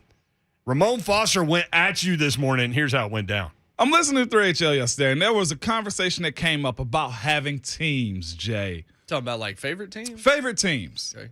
And Ron has just been on Joe Hunkapillar's, a.k.a. Joe Hunk, neck lately about him wearing Tennessee gear. He has. Because he's pledged his allegiance to Auburn. And he lives in Alabama. And he lives in Alabama, but he's pledged his allegiance to Tennessee so much so that he's been wearing Tennessee gear. Yep. He's got some matching shoes to match what he's putting on. That's right. And he tried to explain himself yesterday. So my bleep you Aaron Rodgers moment goes to Joe Hunkapillar, a.k.a. Joe Hunk, for these reasons right here. He said he threw away his Tennessee gear because of an ex-girlfriend he was dating was a Kentucky fan. Yeah, somebody asked you And to she do didn't that. want him having Tennessee gear. You got to boot I'm him. like, You got to go. You can't draw a line in the sand and say that you are going to keep your gear? Right. I know women She's have not loving some you for you at powerful, that point. powerful ways around them, okay? But she made you throw away your gear. An SEC team that you loved. What is wrong with you, Joe? Mind you, he's not with her anymore. And guess Well, what no, he's doing he's now, married. Jay? He's buying more Tennessee gear. Baseball gear, I assume. Baseball gear, football gear. And then he used the analogy yesterday, and guess what he says? It's like, you know. Said, what did he say? It's a country like, let's say we don't like Ukraine. Brr? Who said that? What? I was like, He meant to of say all Russia. the countries in the world. Moan, you gotta understand it was the ex-girlfriend's fault, Moan. I gotta go buy all my new gear, man. That sounds like said Hunk. And then he kept throwing excuses out there. He was like, I can have a main team and then have a side chick team. No, junk. That's not how the SEC No works. junk. So I can like Wait somebody. a second. in Did the- you say junk? No. Joe Hunk is now junk. Joe Junk. Jay Hunk. He's Joe junk. junk. Either way. You said no Ramon junk. came No, strong. either way. You just We're only halfway done. Michael We Jackson ride. moonwalked right over his face and came up with a nickname. He's junk. It ticked me off because he kept trying to explain. He's Joe Junk now, okay? No, I'm it's just calling you Just junk junk. when Joe. you piss me off. Junk. We can't do This this. happened, You huh? can't have an A and a B team in the SEC. Have you seen people fighting in the stands? Yes, you have. Can't have a Steelers side fan, I'm chick in also the a same Ravens fan. conference. I'll throw like this the book Titans, at but you I right love now. the Colts. Crap where you eat. See? Don't match up, does it? And then you had a lady that you're not even with make you throw away your gear. Yeah, And she's now not you're the one buying for it you. all back. So Jonathan Schaefer, for those reasons right there, Joseph Hunkapillar, a.k.a. Joe Hunk, a.k.a. Junk. You are my bleep you Aaron Rodgers of the week. Wow. It really bothered me yesterday. You just don't understand, man. Oh, my God. You didn't try to make it, well, I work in Tennessee now. Shave. No. We don't jump sides, Joe. We are toxic, and you are trying to make us We are toxic. not you, okay? Junk, it's time to monetize this, brother. Every time you do a sports update, announce which team you're pulling for that hour. Top of the hour. This is Joe Hunk. Today I'm a Tennessee fan. J-Mark is climbing in the ring. Today I'm a fan of Tony Vitello and the Vols. But go Corbs. I told you I was going to get you, Joe. But roll tide. There it is. Go War Eagle. Go War Eagle. Come on. I don't think you say go War Eagle, dude. I don't care. It's Auburn. Who gives a flip other than I Dawn? agree with Because you. he really ain't a fan. He just picked the team. You say go War Eagle, yeah. But Auburn's my license plate, man. Joe Hunk, It is. you can't have an Hunk A 27? and B team in the SEC, sir. One more time, Shafe. You, Aaron Rodgers. Thank you, Joe. That's a new segment on J-Mark Ramon. Y'all got to check it out on Thursday mornings, yes. I like that segment. Ramon warned I us need to jump yesterday. in He on that did. segment. that it was coming. He did. He did. Savage went all in. I told you, Hunk. And I missed it. I just got the caller because I thought the caller was the first one. See, I didn't know what you were talking about. You said you caught a stray. I'm like, caught a stray? How big was that stray? What no. those No, they no. just Here's the caller. annihilated you. Yeah, they walked right in your front door. And it was all three of them. Oh yeah, and now then Charlie Brown, the caller, calls Charlie in. Brown. That was what he called in as, Charlie Brown. and he said this. Can't And stand just Charlie in case I haven't ruffled enough feathers, on behalf of the guy who is Hunk, who is living in Auburn and pledges allegiance to Tennessee, people shouldn't be so hard on him for dating a Kentucky girl and throwing away all his Tennessee gear, because if they started dating in basketball season and she took him to Rupp Arena, he might have seen something he's never seen before, like a men's national championship banner. That was cute. That's what I heard first. Yeah, that was cute. That was cute. But what they didn't know, he probably took her to a Tennessee-Kentucky football game, and then Kentucky, she was like, oh, this is done. Get rid of that gear. Oh, it's over. By the way, do you know what the Kentucky-Tennessee football series is in the last 37 Probably games? 790,000 to 12. No, last 37 games, Slay. Ah, okay. We're not talking about points here. That's new math. That's a new math. I know that they said there'd be no math in this job, but there is a little bit. 34-3 in the last 37 What? games. Get out of here, man. Stop it. Come on, man. And this is the gore years of Kentucky football. We'll be right back.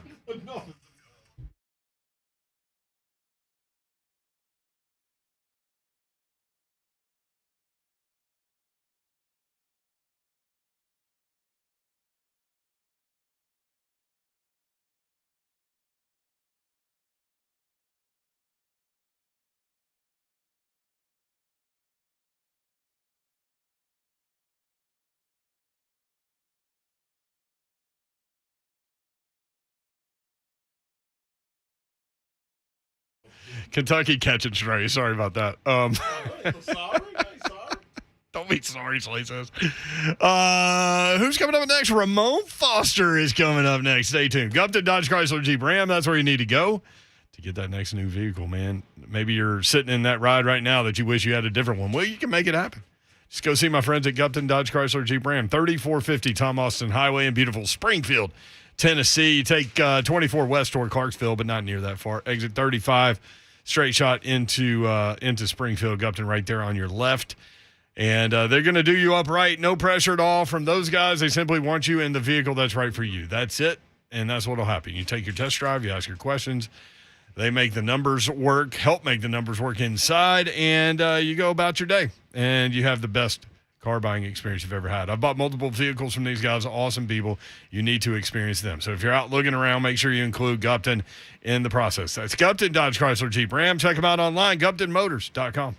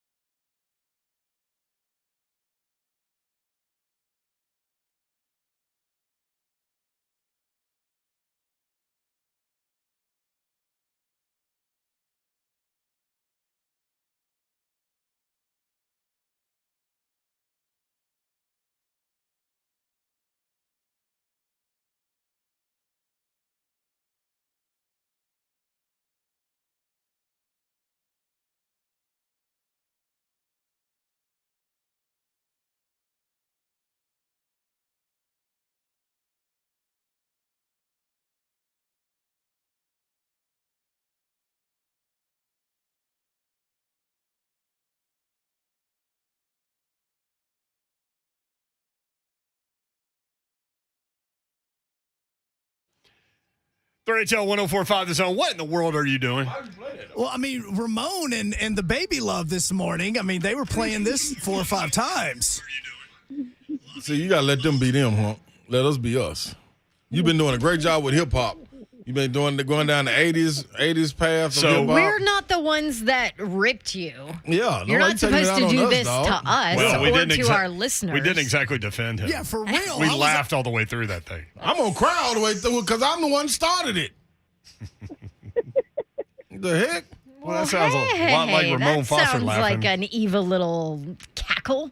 Savagery, mount up. By the way, speaking of that Baby Shark song, so one of our assistant coaches brings this big boom box to like 11U baseball tournaments, and he looks like Radio Raheem with this thing. And he turned over the walk-up music to another dad and to mess with one of the kids. He played Baby Shark. See. So the kid literally stepped out of the box and like looked at him like, "What are you doing?" Yeah. Because he's a real one. Don't mess up my flow. Yeah, Music exactly. means everything, Brent. Like, you know how many times I've been in the gym about to hit a 5-set rep on bench and just get to the point and just be like, I can't go into the right song. Come on. And I've literally skipped about 10 songs on a playlist just to get to the right one. Brent, that means everything. I don't blame that kid. Smart kid, man. As Coach Mack would say, that's a great American right there. I absolutely love it. Doesn't Ramon Foster have an intro? What? That's not it. That is his intro. Is that not it? Oh, that sounds good. Yeah, I thought that was like it. that. All right. Who the hell are you? Ramon. You know. Say my name. Ramon. You playing with my dog. Say my name. I don't have a damn clue who the hell you are. Yeah, you do. Do you respect the bad guy? Ramon. There's his intro. Speaking of walk-up music, so I just looked up. They put a playlist on the parent thing, and Drew Doherty's was Still DRE featuring Snoop Dogg. Nah, that was hard. There you go. I like that. Not bad. Raise them right, Brent. Hey, Ramon Foster, why are you going at Joe Hunk this morning, man? You spent like 5 minutes attacking this dude, just standing on that neck. Well, it was worth it, number one, but it was led by Ronald Slay, okay? and the fact that he exposed Hunk, because that's how I get my news right there. I listen to you guys, get great intel. And Hunk has 2 SEC schools. Now, I can root for a MAC school and be a fan of the SEC, but I can't have Tennessee and Auburn. And then on top of that, have a lady friend of his in the past who should never be brought up again, make him get rid of his Tennessee gear. Oh, my God. Don't you know you're with the spending- wrong woman, Ramon Foster, if she going to ask you to do something like that? 100%, because if she was a real one, she would make a game out of it. Like when Tennessee plays Auburn, let's go at each other's neck. Like that's what real ones do, Joe. Like why would you even why would you succumb to something like that? Oh, I'm not going to talk bad about it because I don't know her, but I'll say this: she ain't like Babs. Yeah, I like that. I'll tell you this, Kelly Doherty went to Alabama and then went to Lipscomb. And so when she met me, she turned Tennessee. How about that? That's what you do, man. Hey, Brent, that's because you laid down the law. I ain't trying to get you in trouble. I didn't lay down no law. Yeah, you did. Yeah, don't you did. walk me into that. Yeah, he did. We love you, Kelly. Top row mayor, baby. That's what we're talking about. She's baby. a boss. Take that, Cam But Newton. we got microphones right now. We can say what we want. Say whatever we want to say. Still mad that Chris Rock didn't go after Will Smith. What's up, Babs? Well, I was just going to say, so the ESPN FPI Index preseason football thing came out. Auburn is actually in the 10 spot there. I don't know. I'm an Auburn Tiger, and I don't necessarily understand that one. But Tennessee was, 28th, I believe? According to that FPI. Now, we also have win totals from Vegas, which kind of paints a different story. But just big picture for where Tennessee is, obviously they don't have a spring game this year, so there will be nothing on display for anybody to really see, at least publicly, big picture for a lot of people to see. But what have you heard as far as progress for this Tennessee team in the spring? I've been in contact with those guys for sure. And you know what, Babs? I say being left out of the top 25, I say fair enough. because it's preseason. What did North Carolina do last year when they were like preseason top 10? We didn't really talk and Coach about North Mack, Carolina. yeah, and Mac Brown, Coach Brown said. Often, I know I'm like have to specify Coach Max here, but Mac Brown said, "Hey, we never should have been ranked in the top 25. Like he knew from the get go. He was like, we're just not quite there. He said it then too. Yeah. So anyway, go ahead. I'm not going to give like a backhanded comment about it. I think it's fair simply because we still. If I would be lying to say there's not question still about Heupel. It is like, can this offense do it again? Under his regime? I think that's fair to assume, there's questions still behind it. Also, as far as the quarterback, you got to look at Hendon Hooker, a transfer guy that's still trying to prove himself. Can he do this again, or was it a one-shot stop as far as him being in Heupel's offense? So I'll say it's very fair when it comes down to putting us 28 and the fact that nobody's going to see us too. And then we're trying to get the offensive line together. And then the other part of it is you got to play defense in the SEC. And that's the part I want to bring up as far as what I've heard as far as those guys up on the hill that's practicing this spring. My understanding is the defense is really just taking a hold of everything that Tim Banks has asked them to do. Rodney Garner's going to get his guys together. I do still think they will potentially get somebody out of transfer portal at linebacker, but that group has actually worked themselves up to understand how they got to command this team. Secondary is always going to be a little bit of an issue simply because you got to be able to go deep and cover deep in the SEC. And with the guys that you lost last year going into the draft, you got to get some leadership. You got to get some experience. There's a lot of stuff that got to go into it. I say rank us out of that top 25. I don't mind it. I'm not playing the everybody hate Tennessee role.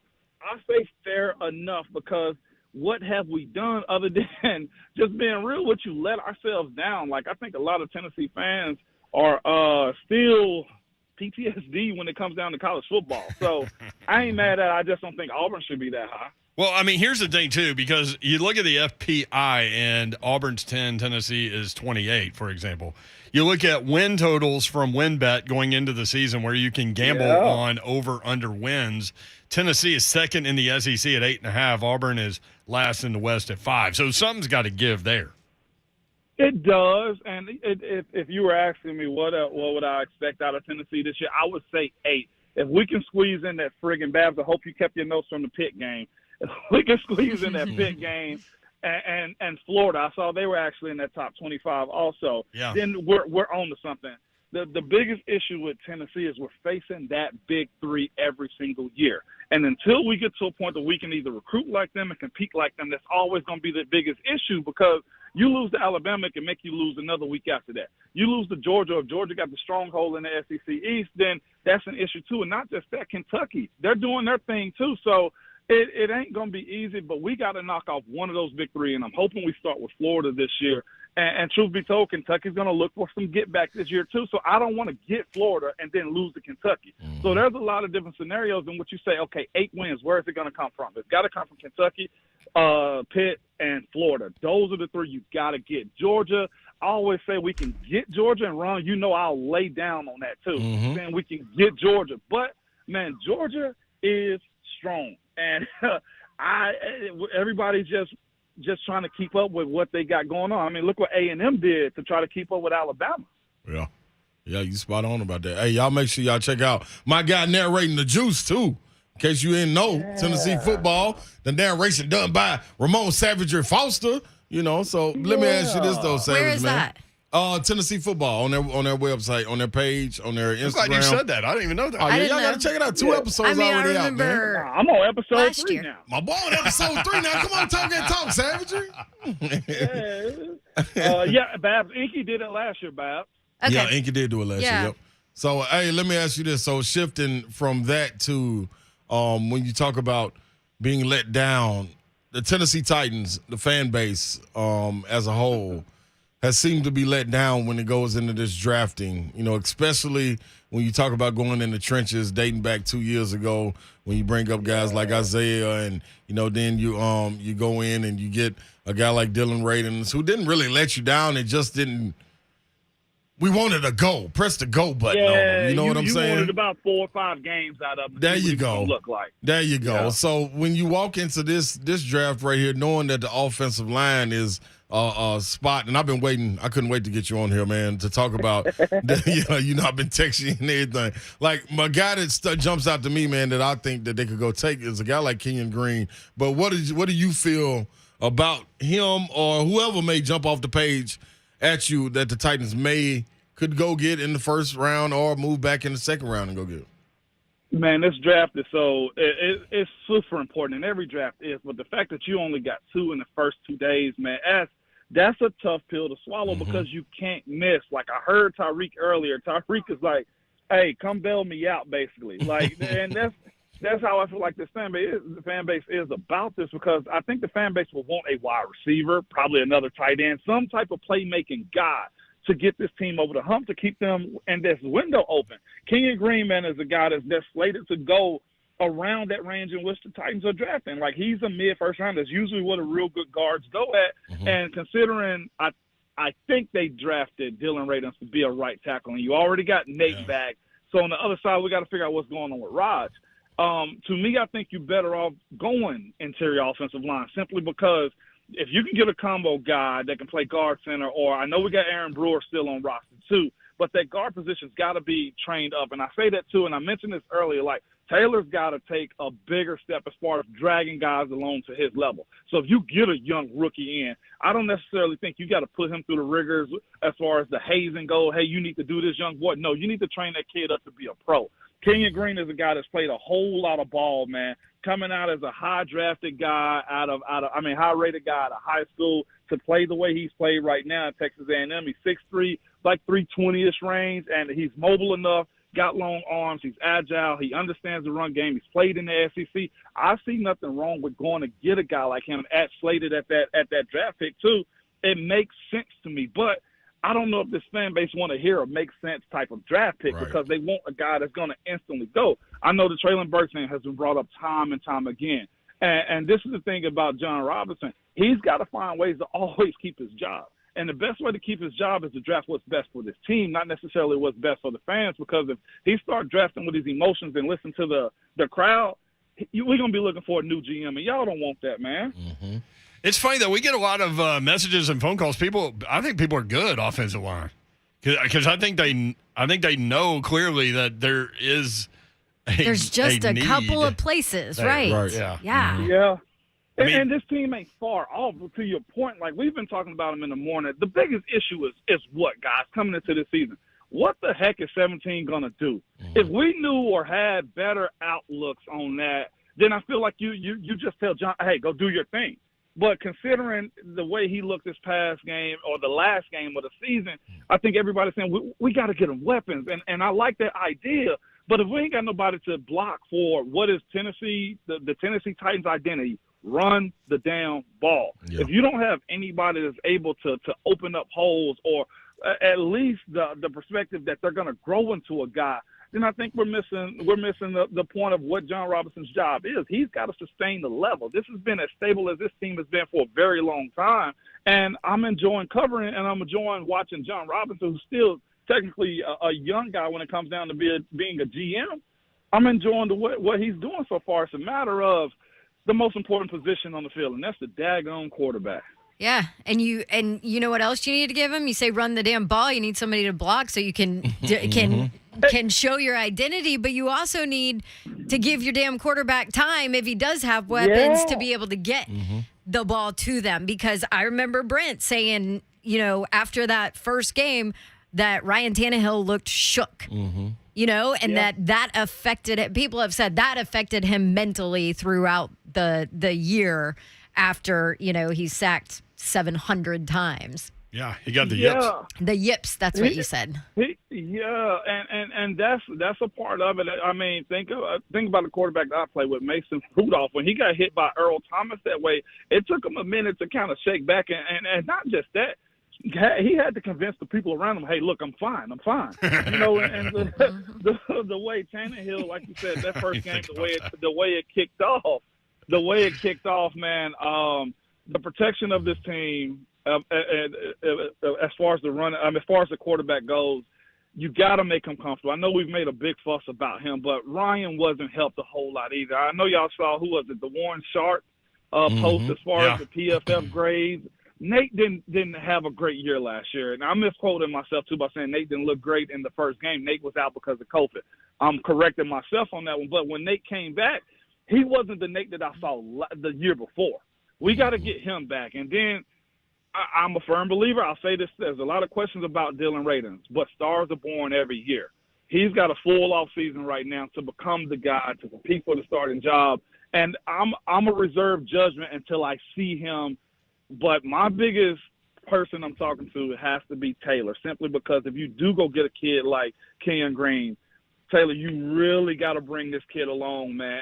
And I say that because you're the OG of the group, you're the most vocal, and they're going to be looking for a lot of leadership, not named Ryan Tannehill or Derrick Henry. You know what's interesting about Taylor, and we had him on the show yesterday, but we didn't really talk football, but they haven't really done anything with his contract. And I remember the last time we had him on, that's all. I mean, that's a large part of what we talked about, and he was like, "Look, man, I don't know if I could put on another uniform." Right. And they still haven't done anything with his contract, so I'm anxious to see what happens there. Yeah, and Taylor got a lot of flack because of the Chandler Jones situation. He's got to face him again this year because he went to Las Vegas. So he's going to get his chance to redeem himself. Taylor's a competitor, man. As much crap as he talks, he's a guy that loves the sport. And you guys know what I mean by that, man. You put on your cape and it's time to go. I feel like he's going to do that. I do think the ACL affected him the same way we looked at what Bud had going on, too. I think we all say, hey, Bud, we ain't chirped it a whole lot, but we're probably thinking to ourselves, if we can get you back to where we know you can be at with Harold Landry, then we're going to be all right. And I still feel the same way about Taylor. Taylor is walking around. You got to think, he's doing his busing stuff on campus to campus right now. The last thing he's probably been thinking about is rehab. So that's a good thing. Definitely true. Ramon Foster, J. Martin Ramon, weekdays 6 to 10. Listen to them and follow this guy on Twitter at Ramon Foster. Big savagery. Yeah. Great job as always. Appreciate y'all, man. And Joe, one team, and that's all, baby. That's right, Vadri. Just let him fly off into the sunset with that little laugh. Yeah, that's what he's supposed to do. Yeah. Hey, when we come back, Steve has been very patient up at Kentucky Lake. We'll visit with him, and then I'll roll through the Tennessee thing, and you can give me the over 8.5 or under 8.5. I got a question about J-Rob, too. All right, next, 3HL 104.5 The Zone.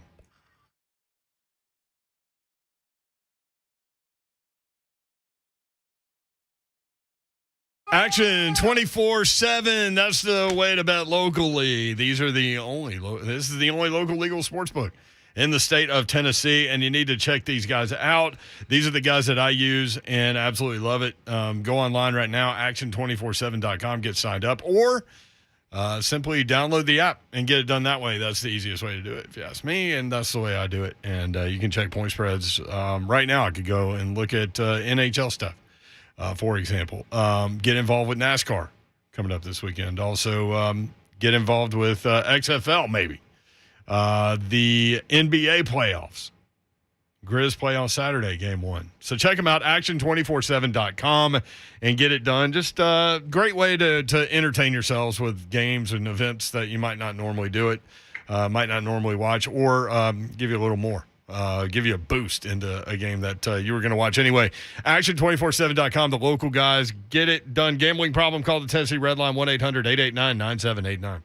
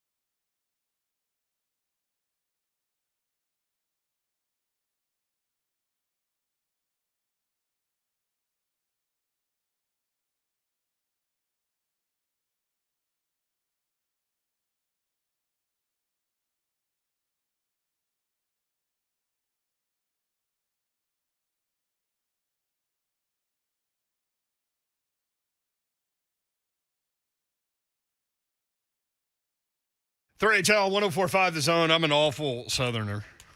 Brett Doherty, Don Davenport, Ron Slay. I've never had chest pie before. Slay brought 2 pieces from lunch, one for him, one for Babs, which is great. I don't like pie. I don't want pie. There you go, Hunk. That ain't no baby shark right there. Steve is at Kentucky Lake. Maybe he's in Kentucky Lake. I don't know. Steve, what's up? How are you, man? I'm doing good, Brett. How you doing, brother? Doing well. Thank you. Well, my first message goes to MMDB. My man, D. Brown. Who's So, MMDB? Mrs. Mama Dawn Bad. Oh, okay. that's a new nickname. My man, D. Brown. Well, I had to add the beer. It sounded like a daggone weapon. You think about the MMD, that's not good. But my man, Ron Slade, are you there, Ron? Yes, sir. I'm in the building. I'm in the building. I'm in the lake. I'm in the lake. No, I ain't in the lake yet, but I will be soon. All right. It sound good. What you got for us, brother? All right. Here's my thing for y'all. I was born in London, England, 1957. I would never have guessed that. Nope. Hello, mate. But I came here. In the 6th grade, and chess pie came from England. Oh. Okay. So that's the reason of my call, was to let you know where chess pie originated from, was England. So you've had egg custard pie before too, haven't you? I've had custard pie. Yeah. I've had slippery dick. I've had all the crazy desserts that you can think of in England. I don't know if we're allowed to. Are we allowed to say that? I don't know. That's a new pie. I don't know. But I know that. Steve. Thank you. Thanks, Appreciate that, Steve. I don't know if we can say that on air. I was so confused. I dumped it. Usually you eat dessert and then well. I mean, I guess it's a pie. Yeah. It was on American Pie, the movie, I think. Well, that was, yeah. That's a different type of pie. Okay. Different experience. Let's get to Tennessee's. Over under win total 8.5. All right. I'm going over. I'm just going to go ahead and tell I'm you. going to You ready? mark them. Let's go. All right. Ball State, which is now on Thursday night. Win. I got At Pittsburgh. Loss. No. Win. Okay. We differ We went there. with you last year. No, we went with you last year on this one. I was right. So you need to go with me this You year. shouldn't have been. What? Anyway. Akron. Win. Well, since they lost their big receiver that went to. Because he went to Pittsburgh. Yeah. Win. Tennessee defense is See, about I to meet listen to him. you, Babs. His See? name is Mumfield. By the way, Tennessee, number 7 in 2021 in tackles for a loss. Finish the season. Mm-hmm. That's 3 wins. 3-0. I'm just saying. Oh Florida. my gosh. Win. Do we need? Okay. Win. Anyway. Florida's playing the damn spring game on Thursday. That tells you everything you need to know about what we don't beat Florida this year, it's a problem. Yeah, right now. 4-0. Yes. I'll give him a win. At LSU, they lost everybody. If it's at night, they then lost dude everybody. comes in I'm and he going to starts win. spinning around on a circle and brings in people. Yeah, throwing up the L on his head, 5. So that means he gets taking the L. I don't know what. I don't know yet. I can't. Well, That's you not- have to right now. This is right now. All right. I'll give it a win. 5-0. 5-0 for me, 4-1 for Babs. Okay. Bama. Loss. I'll go loss too, but remember that was a 7-point game in the fourth quarter. It's at Alabama this year, though, right? No, Knoxville. What's that? Ooh. Loss. Next. I hate when she do that. Go. UT Martin.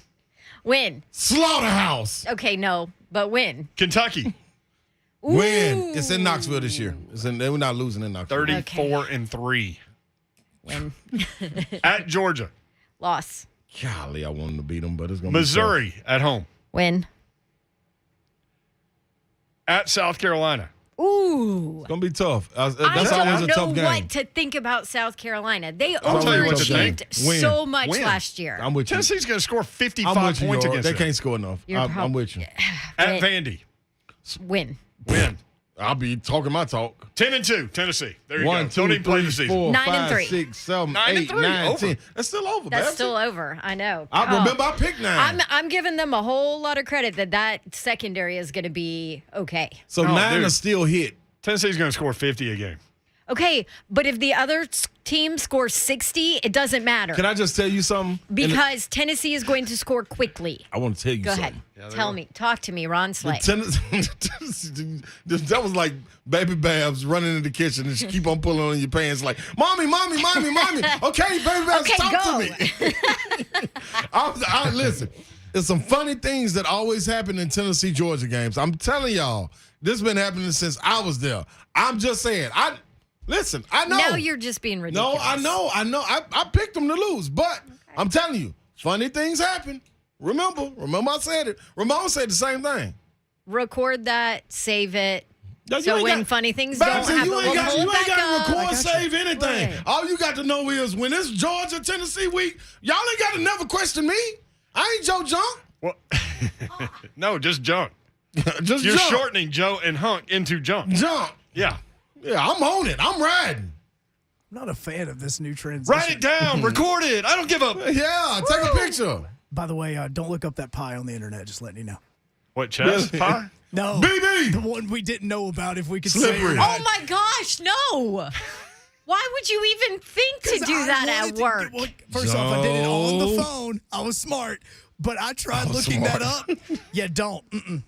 Okay. Hey, this is the question I got for everybody, though, coming back tomorrow. On J-Rob? On J-Rob. Do we feel this way Yes. because of the way Tannehill ended it? Does he Is this put our you in the question thoughts? for tomorrow? Yeah, does he put you in the thought of having to get it right for J-Rob in this draft? Is that why it's so much pressure? Because of Tannehill or Yeah. because of The way the season ended last year. By the way, Ryan Tannehill, 30-13 record as starting quarterback with the Titans. I have an answer. Three straight playoff appearances, an AFC title game, and his touchdown to interception ratio is 76-27. You gotta show up when the lights are the brightest. That's for me. I know that's the I have problem an with the answer Cincinnati game, to man. that. What? But I think it's a She said it's tomorrow. a different. You said tomorrow. You said tomorrow. Okay, I'm yeah. gonna Oh, do it my tomorrow. bad. Although I'll be Oh, you gotta answer mine, I'll not be them. here and there tomorrow on the show because of Vanderbilt coaches meetings and stuff like that. Cool. But I have an answer that you might not think will be the answer. Okay. You don't that think it make is sense? Tannehill? Yeah, everything. No, makes not sense. really. But I'm going to sleep between now and then, so I'll forget everything you just I said. probably will too. No, we I'll won't. text you guys. Okay, cool. I'll remind you. Don't you worry. You got plans tonight? Yeah, cigar night tonight. So you cigar tonight. What about you? No. I ain't had no bourbon all week. It was a bourbon night too. A lot of sugar in bourbon. I'm gonna start in-depth Okay. draft prep. Damn, so. Babs, yep. Remind me to send you something. Okay. You cursed twice today on the show. You never Well, curse I on said, the show. Damn's not a cuss word. That's a Percy Priest. Dang. They do. They got one. Oh, more of us coming up, in case you were wondering. Matt Miller was awesome, so check out that Yes, podcast. it was. Yes. He will be on the after party. Oh, there you go. Greg Cosell, awesome. Ramon Foster, awesome. Check out the podcast. And we're awesome. Sometimes. Good night. God bless. See ya.